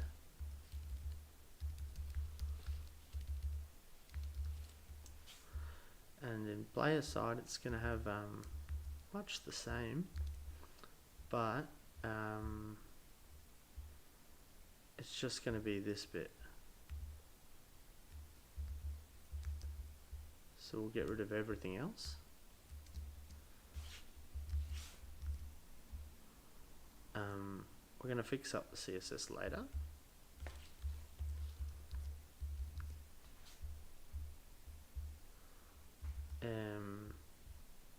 Maybe we need a few of it. So we'll need row. We'll need deck area, card, deck. We don't need player field. We don't need battle slot. Need card, player deck. I don't know about that.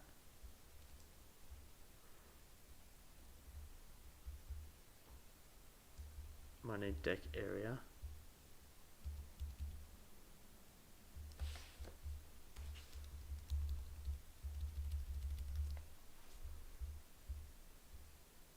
Yep. All right, and then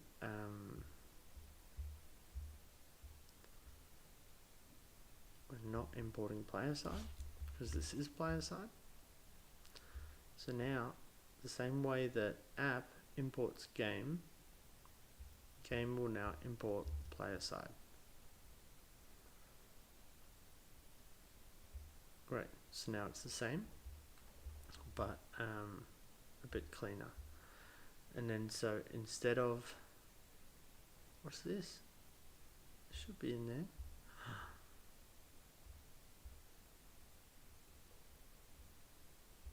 Oh, I didn't delete it. All of this should be in there.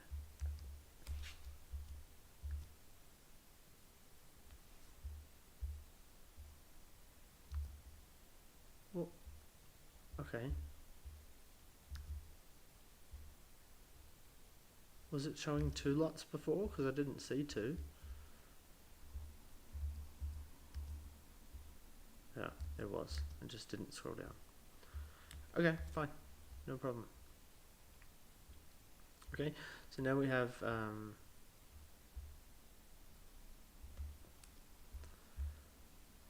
mistakes. That's what we have problems.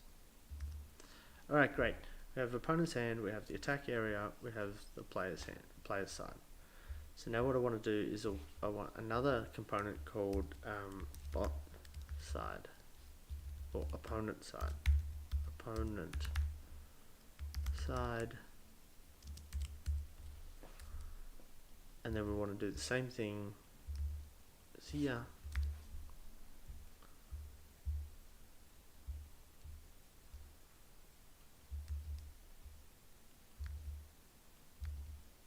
Oops. Okay, and then we want to make a copy of this. We'll duplicate it. We're going to call it opponent side. And these are different components because they have a different layout. But they're very similar. So the opponent side uses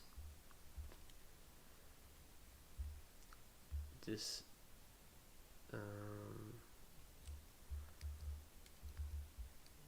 this area.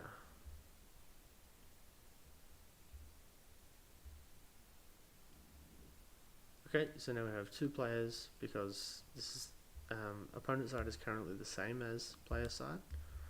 But what we're going to do is make it the same as it was before. So now we have the opponent hand, the empire, the deck. So now we're mirror image reversed. Correct. Hey from Taiwan. Hey, thanks for saying hello. I didn't say where I was. I don't know if you care, but I live in Berlin, but I'm from Australia. That's why I sound like this. But I've been in Europe for 8 years. Again, please ask me questions. I love this. What project are you building? Thanks for the question. I'm rebuilding empireofcards.com. So I built this game during COVID lockdown. I invented the game. I didn't have anyone to play with. My wife didn't want to play. My housemate didn't want to play. So I thought if I make it a website, I can push my brothers to play. Yeah, you're welcome. So I'm a front-end engineer on GitLab. And yeah, so usually here I stream my normal work for GitLab, but at the moment I'm on holidays, so revitalizing this game. So this is the original layout of the game. The way the game works is you remove cards from the deck. In the original iteration, you share one deck. I want to change this so that you have a deck each, and that way it can become a bit more of a deck building game. So you have 2 types of cards, town cards and attacking cards, or unit cards, right? So first turn you just get your cards, end your turn. Now it's first turn in play, so I can take my town hall, I can put it in my empire. The enemy is attacking me. I don't know what they're attacking me with, so my options are to defend with one of these. If I think it's going to be weak, I can defend with my worst card, which is probably my Tyrene might be my worst card, and it also has the best defense. This is something else where raise my voice high. Yeah, sure. Sorry. Thank you. So I don't know what they're attacking with. I want to get rid of my worst card, and also win. So I'm gonna defend against this with the Tyrene. It has a defense of 8. Again, in the new version, I just want to simplify things and have one value. So here we're defending against the ship, so we win. Now they've put out a market. I want to attack with my catapult. It has a 9 attack, 1 defense. They defended with 9 defense. They're going to win because defending should win if the scores are the same, and that shouldn't change. So now I have the option to attack again, which I will. They didn't defend apparently. The AI is really bad here. I wrote it.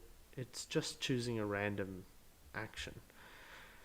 Okay, so now red is attacking blue's light blue market. So I don't know what they're attacking with. I only have one thing to defend myself, and I've lost. So now they have the marketplace. In the original game, you win when you collect 2 sets. But I think in the new game, we're going to do it a bit different. I'm not sure how, but we will. We'll work it out. But yeah, that's what we're working on. Okay, so a new version. Could that be played at the same time online? Yeah, so in Empire of Cards, that's what it's designed to do. I'm using boardgame.io for this. You can do like pass and play, for example. So you can't look at the same screen, which is a bit awkward, because then you could see each other's cards. You know, so if you end the turn, now it's the red's turn. Now we're seeing it from the red's perspective. Yeah, so this is pretty clunky, but it does work. So I can attack, or I can put something in my empire. And again, I can attack or put something in my empire. And now, again, I want to build my empire up. The aim of the game is to collect 2 sets. Now I want to start attacking.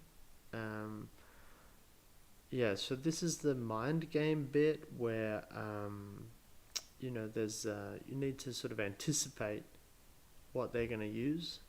So we don't know what it is. I mean, we do because we can see both hands, but we'll defend with an archer and we'll lose. The question was, did the user should set up the same laptop at the same time, or could be 2 different laptops? Okay, so this is for one laptop. You can do online. It doesn't work very well. It works really terrible. Yeah, it doesn't work. Yeah. I was just trying to use like the built-in functionality from boardgame.io. So we're not going to have that anymore. So it's going to change. But I imagine this game should be like a single player game where you explore and you play this card game. Similar to or inspired by Triple Triad from Final Fantasy VIII. And then a bit more of like a deck building game. I know Final Fantasy VIII is a little bit of a deck building game, but a bit more is the goal. Okay, so that's how the game works.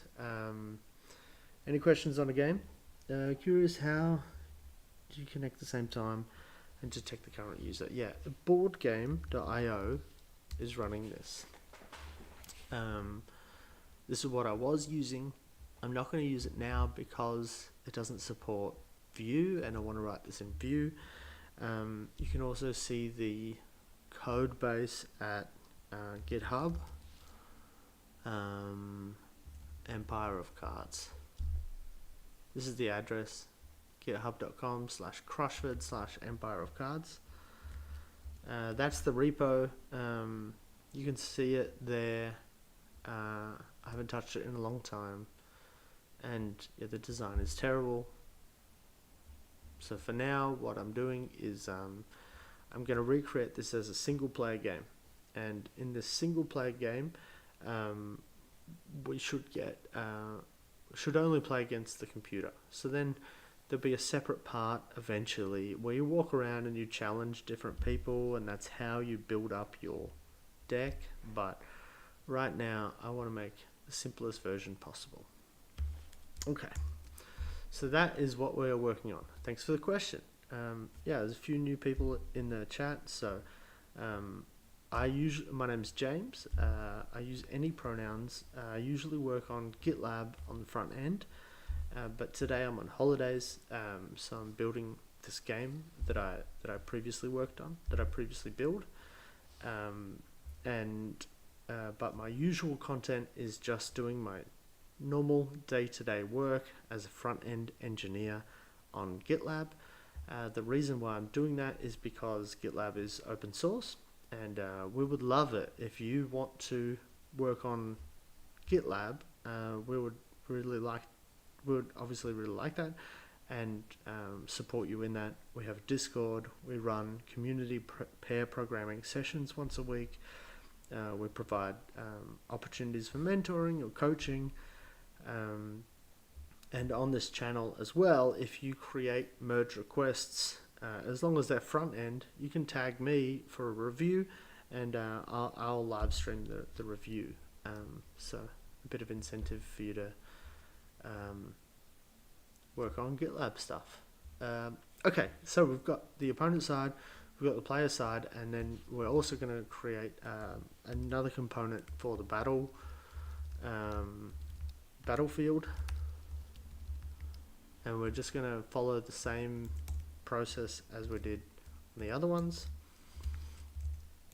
So this component won't have any it won't have any props for now. It might later. So we're going to create the battlefield component, which requires another component.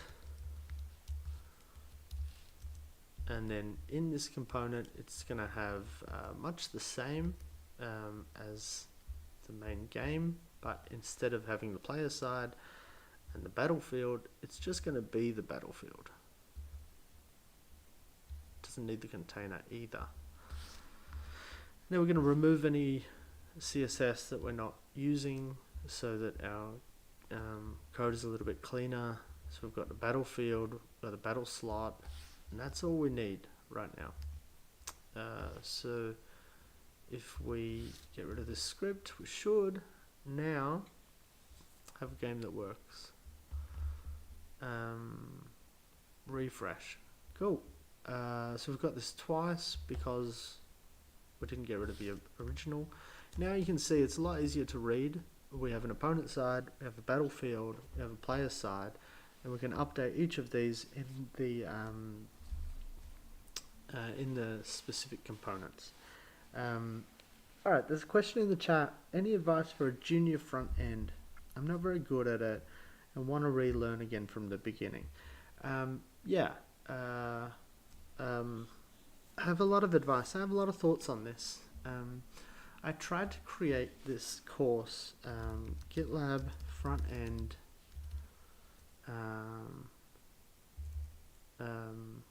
onboarding. I created the first lesson, but I haven't finished it yet. So you can check this out. This is pretty cool. This is what I've been working on a lot of this year. I'll send it in the chat. The idea was to create like a course that you can sign up to and get feedback and mentoring with, but it was a lot harder than I thought it would be. So so this is no longer accurate. We're going to redo it, but if you're interested,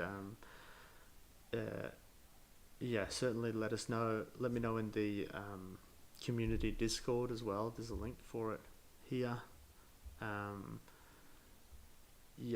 That's probably the best way to ask for it, or ask me directly if you want more. But so in this lesson 1, what I tried to do was say we're going to tackle the smallest of problems in GitLab. So here's the example. Standardized learn more links. So in GitLab we have these links everywhere that says learn more. Sometimes the full stop is included in the hyperlink, and sometimes it's not.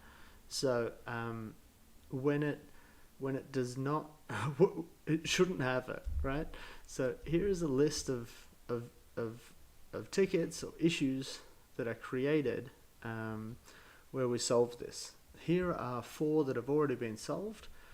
There are 2 that are assigned, but if you want to, you're more than welcome to check out one of these,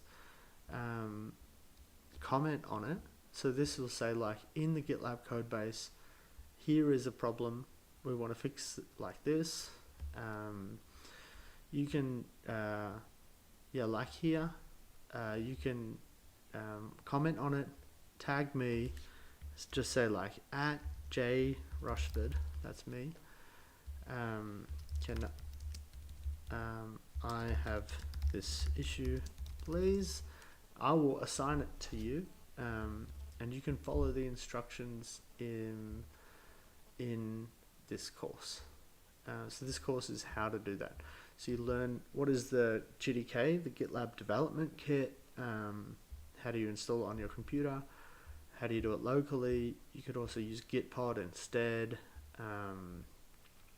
All these videos of me explaining how to do this. How do you navigate the GitLab code base? How do you write a good merge request? This is really difficult on GitLab. And then this is me live coding the whole thing.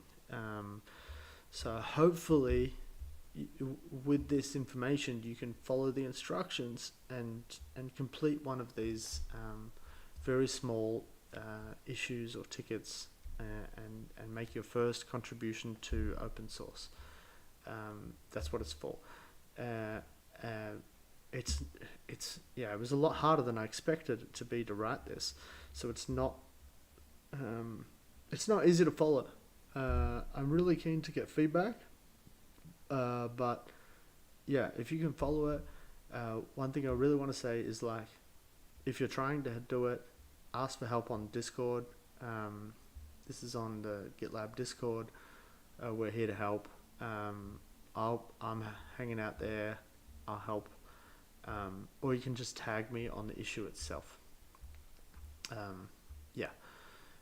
There's only one lesson up now, but if you want more, please let it be known on the Discord and say how useful this is, if it is useful, and I'll happily make the next lesson. In the meantime, it's my day off, so enough about GitLab. I'm going to go back to creating this game. But yeah, please hit me up on Discord or in GitLab. Okay, so we've separated these out. Now I want to think about, like, where does the game logic sit? We have a few options here. So previously when I did this, I did it using boardgame.io. It's really good for turn-based games. It has, like, automatically creates multiplayer, all those things. It's super useful, but it only works on React, and what I'd really like to do is create this in Vue. So I'd also like to learn some Ruby on Rails, so I might end up writing some of the logic in the back end. But for now, I just want to have everything in the front end. So what I need is like a game state. So in the game state, I should be able to know how many cards are in each player's deck. I want to know whose turn it is. I want to know whose turn is next. It should be obvious. I want to know what's in a player's hand, what's around, what's in the player's empire, what's in the opponent's empire. Again, I originally made this to be designed for up to 4 players. Now I'm going to do a far simpler design, and I'm really trying hard to be like, I'm going to build some stuff and we'll tear it down later if we need to. Okay, so again, I'm not real good on Vue like this. I usually use Vue in GitLab where it's already set up, so I don't know how we create a state here, but that's what we're going to do. So I'm just going to follow the Vue guidelines. So another thing to know here is which version we're using of Vue.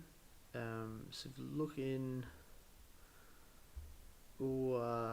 package JSON, we can see here that we're using Vue version 3. On GitLab, we're running with Vue version 2. So I don't know how to use Vue version 3 very much, but I'm going to learn because I don't know, and it's something I need to learn. We are in the process of migrating to Vue 3, so yeah.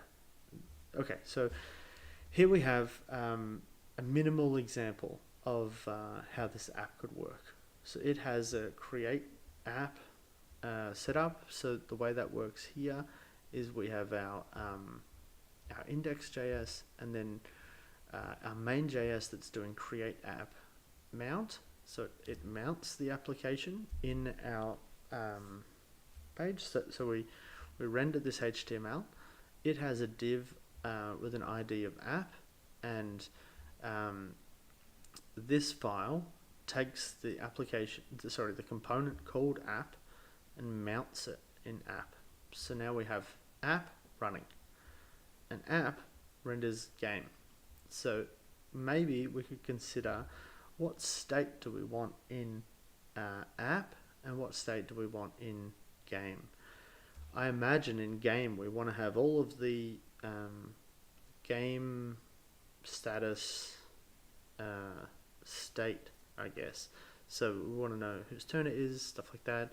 In the app, I guess we want to know, like, has the game started? or not.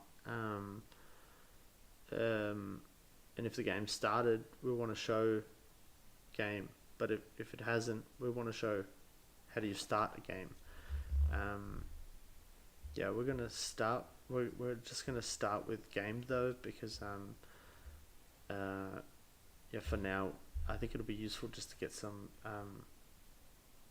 of this running. So okay. So one option here is we can say in the create React app, we can create also a setup that returns account. And then I guess this is in the, I don't know where this goes in the setup, but let's have a look. We can read through this. What I want.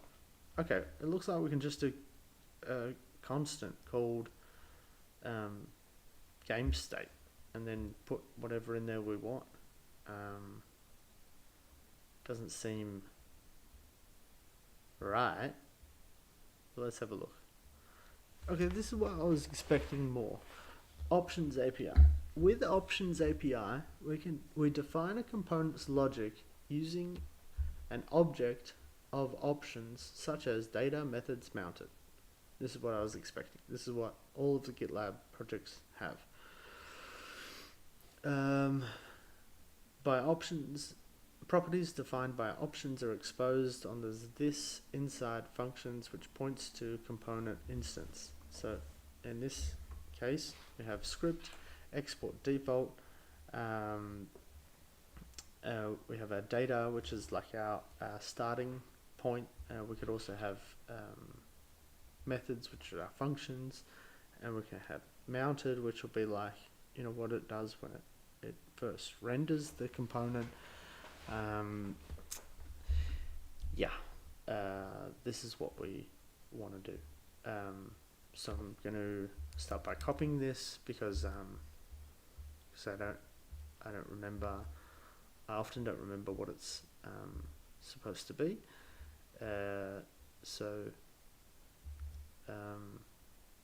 Why is this red?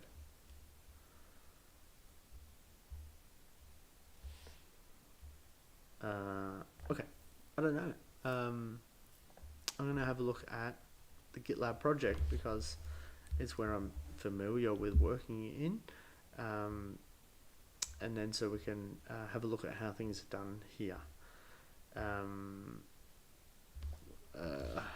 So for example, if we look at the super sidebar, which is what we were looking at earlier as a guide,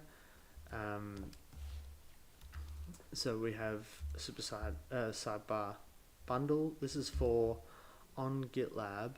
If you have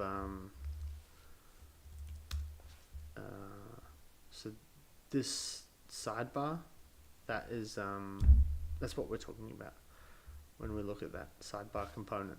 So this is the JavaScript that initializes the sidebar. What we want to see is the sidebar component itself, which is this one. Great. So in the script, we have all of our imports, and then we say export default. We list the components, add all our shit. Yeah, that's all we have. Great. So now we should be able to use like a similar layout on this. So I'm going to remove setup because I don't think that might just be the only problem. Cool. And then we'll remove all of these notes. And we might just test to make sure this works. Okay, it's not working, so that's fine. I just had this page open so that I could use YouTube on my personal account, so I didn't have to watch ads, and so I can use ChatGPT for design, but for now, not going to do that.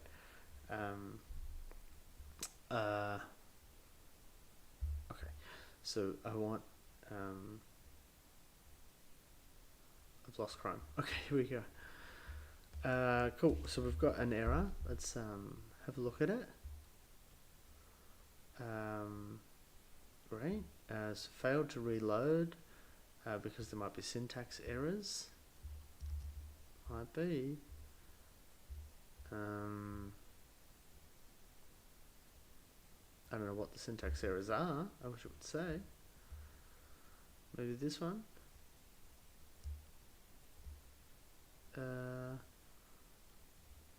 Okay, so it can't get this resource. Why not?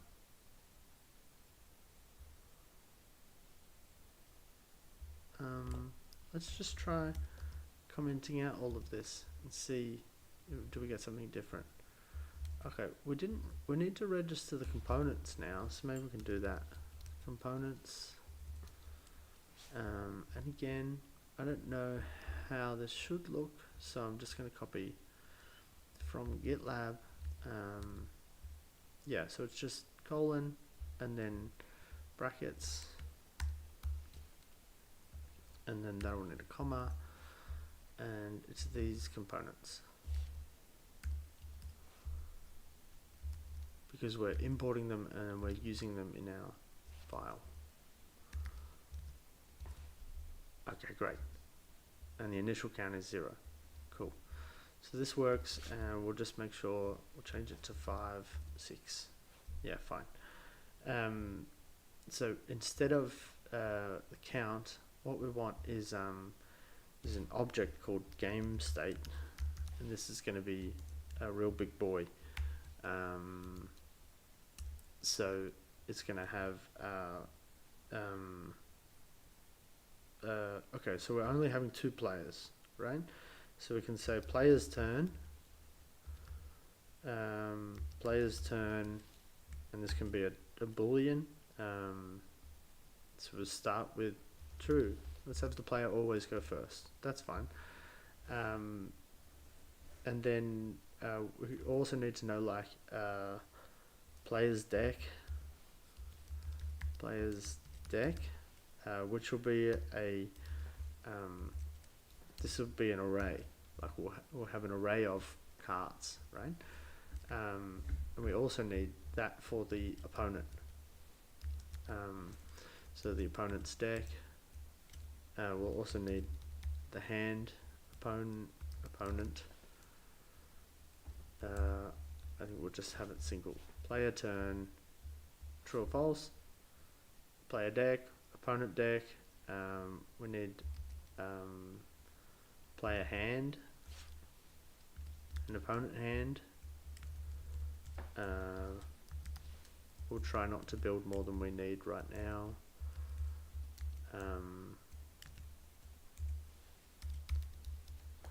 So let's just work on the deck for now.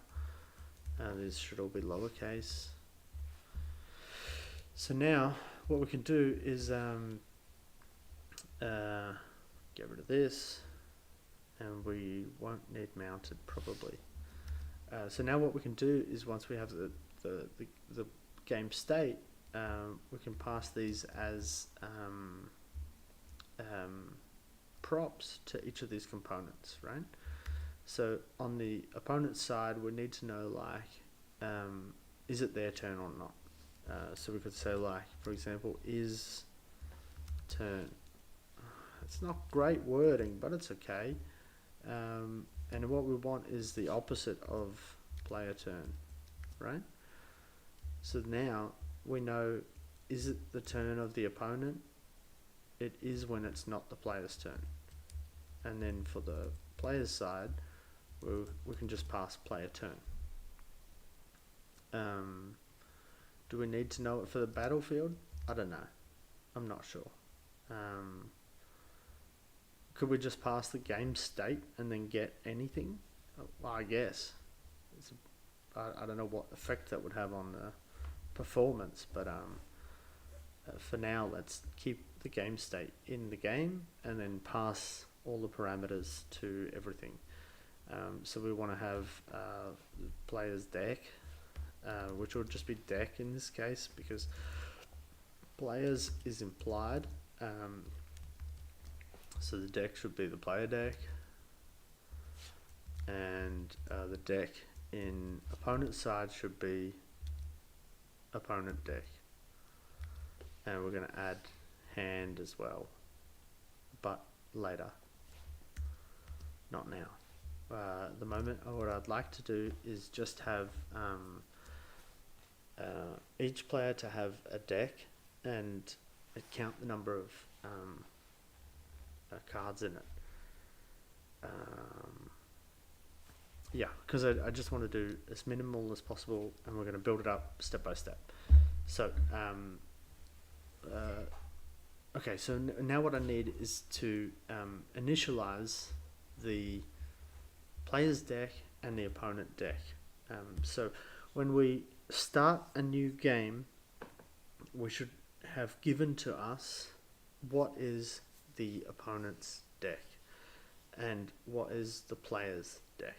So what we might be able to do is in app, we can have a state of the players and the opponent's decks, and they can be passed into the game, because we might need the players and the opponent's deck to be adjusted outside of the game itself. So instead now what we want is props actually, and the way props should work, again I can't remember the syntax. You don't need to remember the syntax, you just need to have access to good examples, right? So that's what we're going to do. We're going to have props, and we'll have the player deck, and we'll have the opponent deck.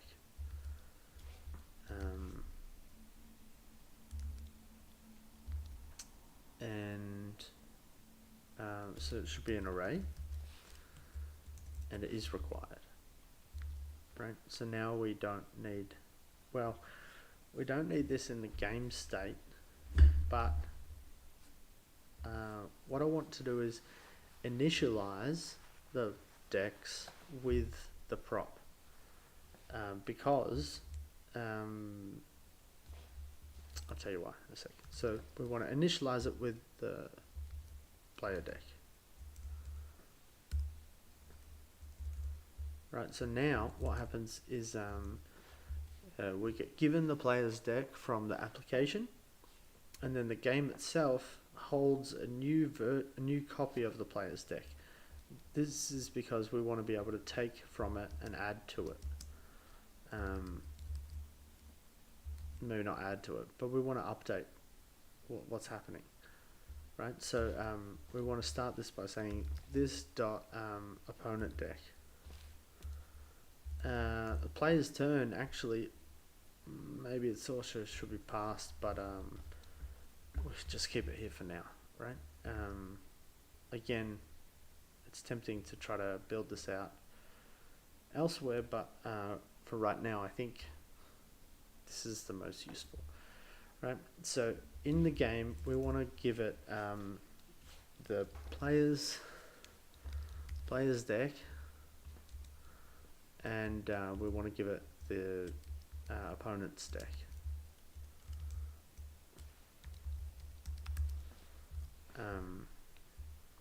Opponent deck, and we want to initialize the same way we have elsewhere in the game. We want to have a similar section to this where we initialize the game state. So then we might imagine some menu in the application to set what is in the deck. So we might have something where like it gives you options. Okay, let's clean this up. It shouldn't be set up.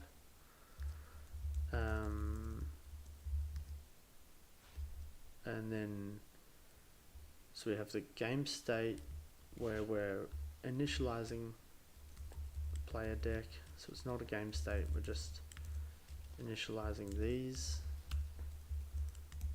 with a empty array, and then we'll pass player deck to player deck and opponent deck to opponent deck. Okay, let's just make sure this works. So now what's happening is the app is telling us what the player should have in their deck to start with and what the opponent should have in their deck to start with. the game adds this to the game state, and then we'll pass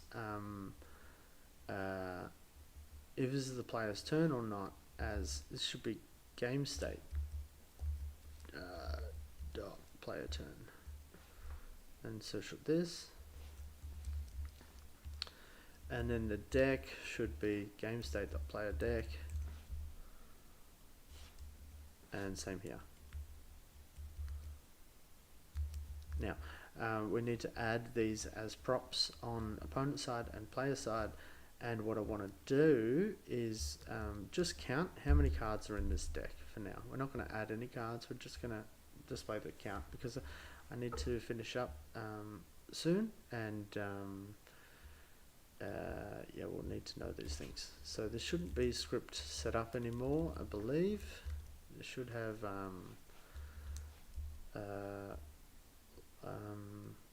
let's find a good example like this.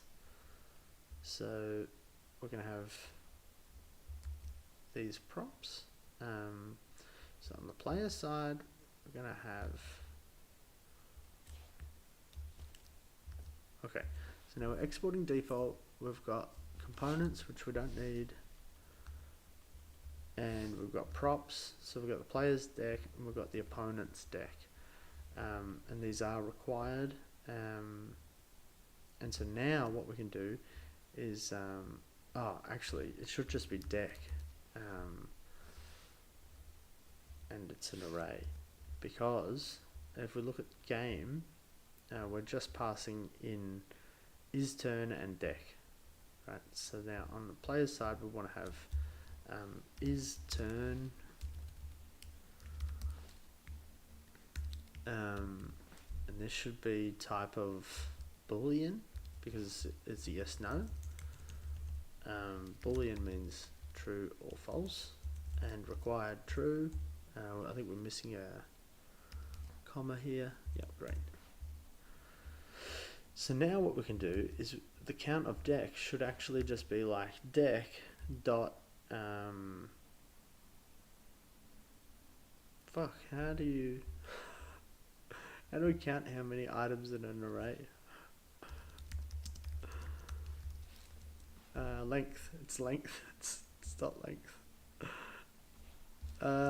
Deck dot length. Okay. Cards remaining is equal to deck's dot length. Player's deck. Okay, we want to say, I want something else to say, like whose turn it is.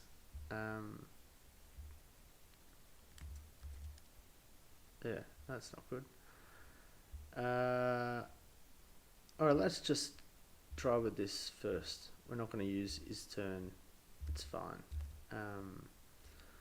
Okay, so failed to resolve the component game in app. So let's go back to app.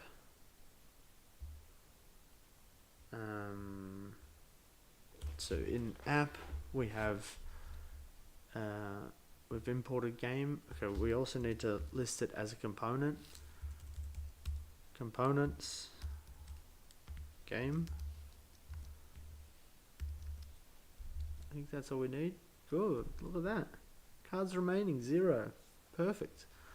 So now what if we say we want to have a horse and a Charizard. Now we've got 2 cards. Cool, look at that. And then so there's going to be objects, they're not going to be oh, I really want to fix this. Sorry, Charizard. How is that still not spelt right? Why does my spell check not have Charizard in it?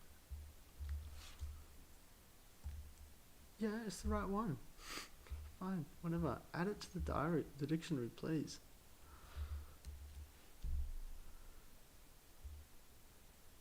Add it to my user settings. Charizard is spelled right. Anyway, fuck, what am I doing? Alright, I want to make sure it works here as well. And then in the opponent deck, I want to have, I want this to be the same.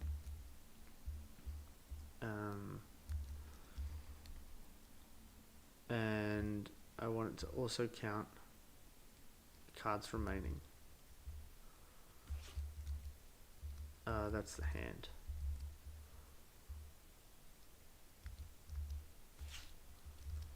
So now we should be able to see 2 and 3. Okay, great. And I guess we'll list them out, but we don't want the deck to be seen, so we can remove that. Also, we need to make this component so then it's the same on both sections. So yeah, that is also a job to be done. So the jobs, yeah, okay, I'm going to finish up. If you have questions, now's the time to ask, because I'm not going to do any more coding. I'm going to push to the repo, so I'll do that first. Please, if you have questions, type them out while I do this now, and then we can go through them. So I'm just going to create a new commit to say like init project. Yeah, if you watched from this morning, you might see I are we on like a Git branch? Okay, cool. We're on main. The project that I set up, I think maybe we could just delete it. Yeah, personal projects, Empire of Cards. Ideally, we could just remove this because I want to get rid of master. Yeah.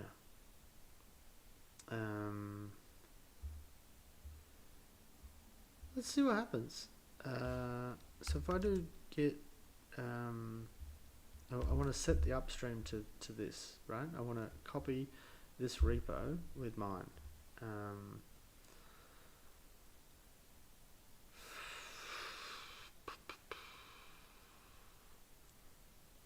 Yeah, I don't know.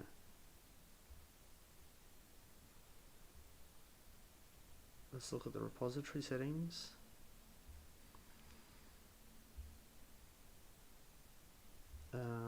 Let's clean it up. No.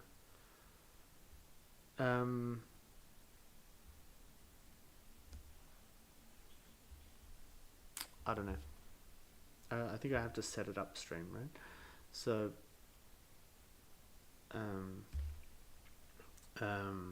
GitLab set upstream. Oh, it might just be git set upstream.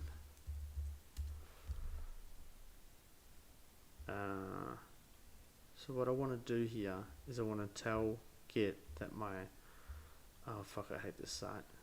There's so much spam. Okay.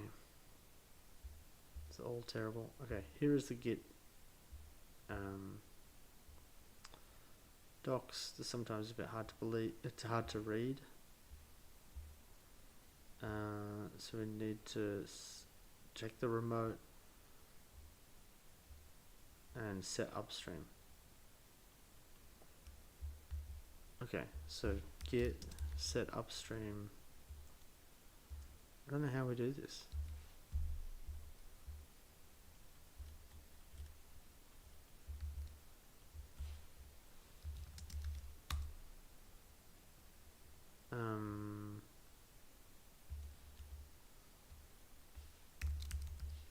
Yeah, it's not even I need to change the origin, right? So git change origin.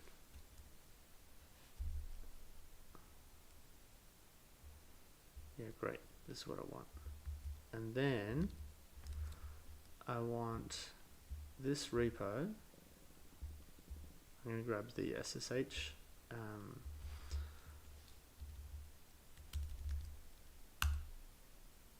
No such remote origin. What?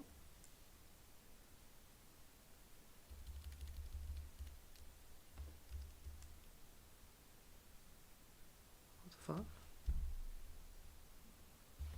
What if I just do git push?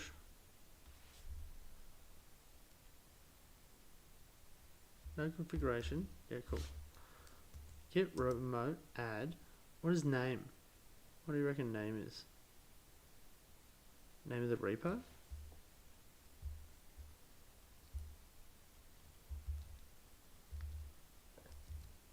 Oh, should it have the... I don't think it should. Put a emoji here, so then it comes up like this, but I don't know if I should have done that. Okay, cool. Now what? Git push? Yeah. Look at that. This is merging main into master. I don't want to do that. I want to change main to master. I want to get rid of the master branch. I want to do that now while we're cool. So I want to make this the main branch, and I want to unprotect it. Yeah, I do work on GitLab, but I don't use it very much, so we can learn this one together. So in the repository, I want to adjust the settings in the branch rules and the branch default. Cool. Look at that. We want to auto close reference, branch name template, branches creating from issues following this pattern. I don't care about that. Or I don't care about it right now. I'm sure I will later. Okay, so we're going to view these details. I'm going to change this because I don't want it on master. I want it to be on main.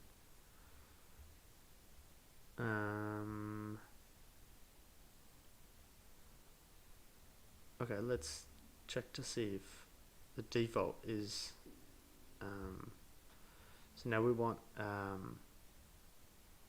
look at the repo, and now our main branch is main. Great. And we have, oh no it isn't, look, default.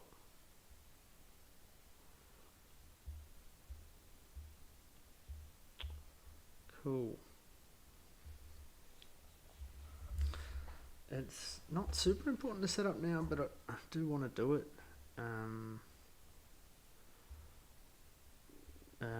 Branch default, main. That should have updated. Branch. I see this. Learn more. This is one. This is one of the things I need someone to fix. I'd love to help you to fix. Is these learn mores. If you don't know what I'm talking about, let me show you. GitLab front end onboarding. So I've been working on this onboarding course.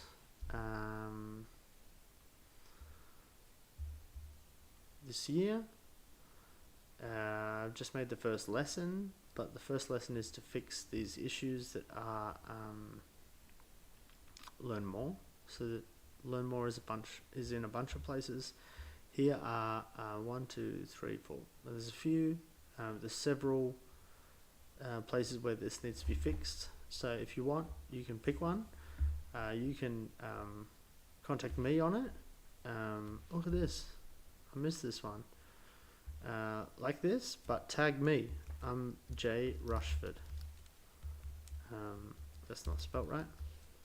Yep. The link's in my bio, all this stuff. And this is what I'll do.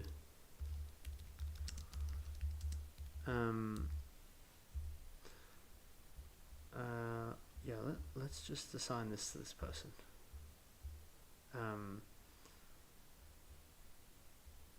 Yeah, the information's already here. Fine.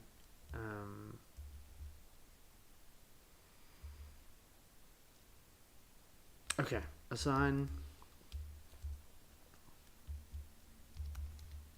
dev killer. So what? That's a worrying name. A devil killer. Great.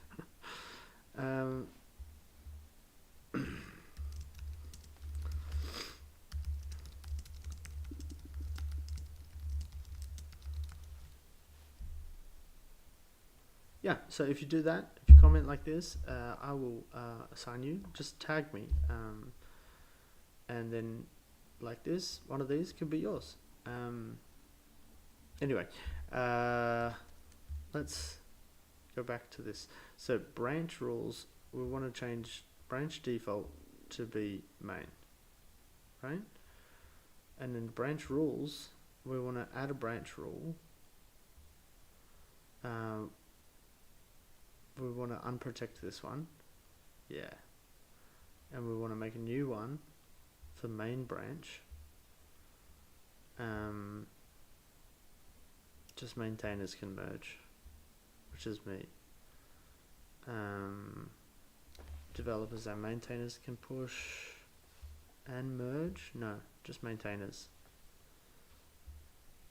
Allowed force push, no. Require, no, we don't need this.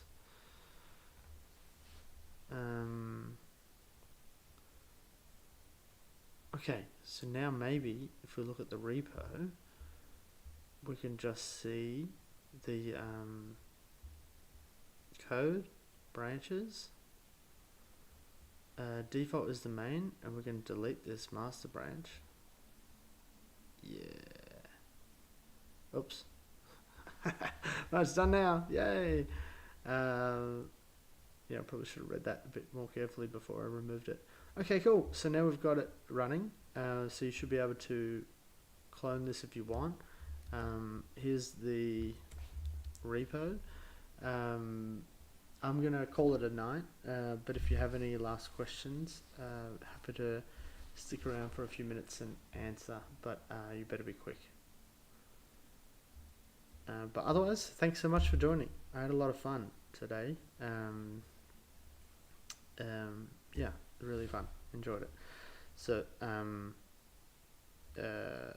yeah, comment on issue. Hit me up on Discord. Join our GitLab Discord server. Subscribe if you want to see more of this. I mean, follow, whatever.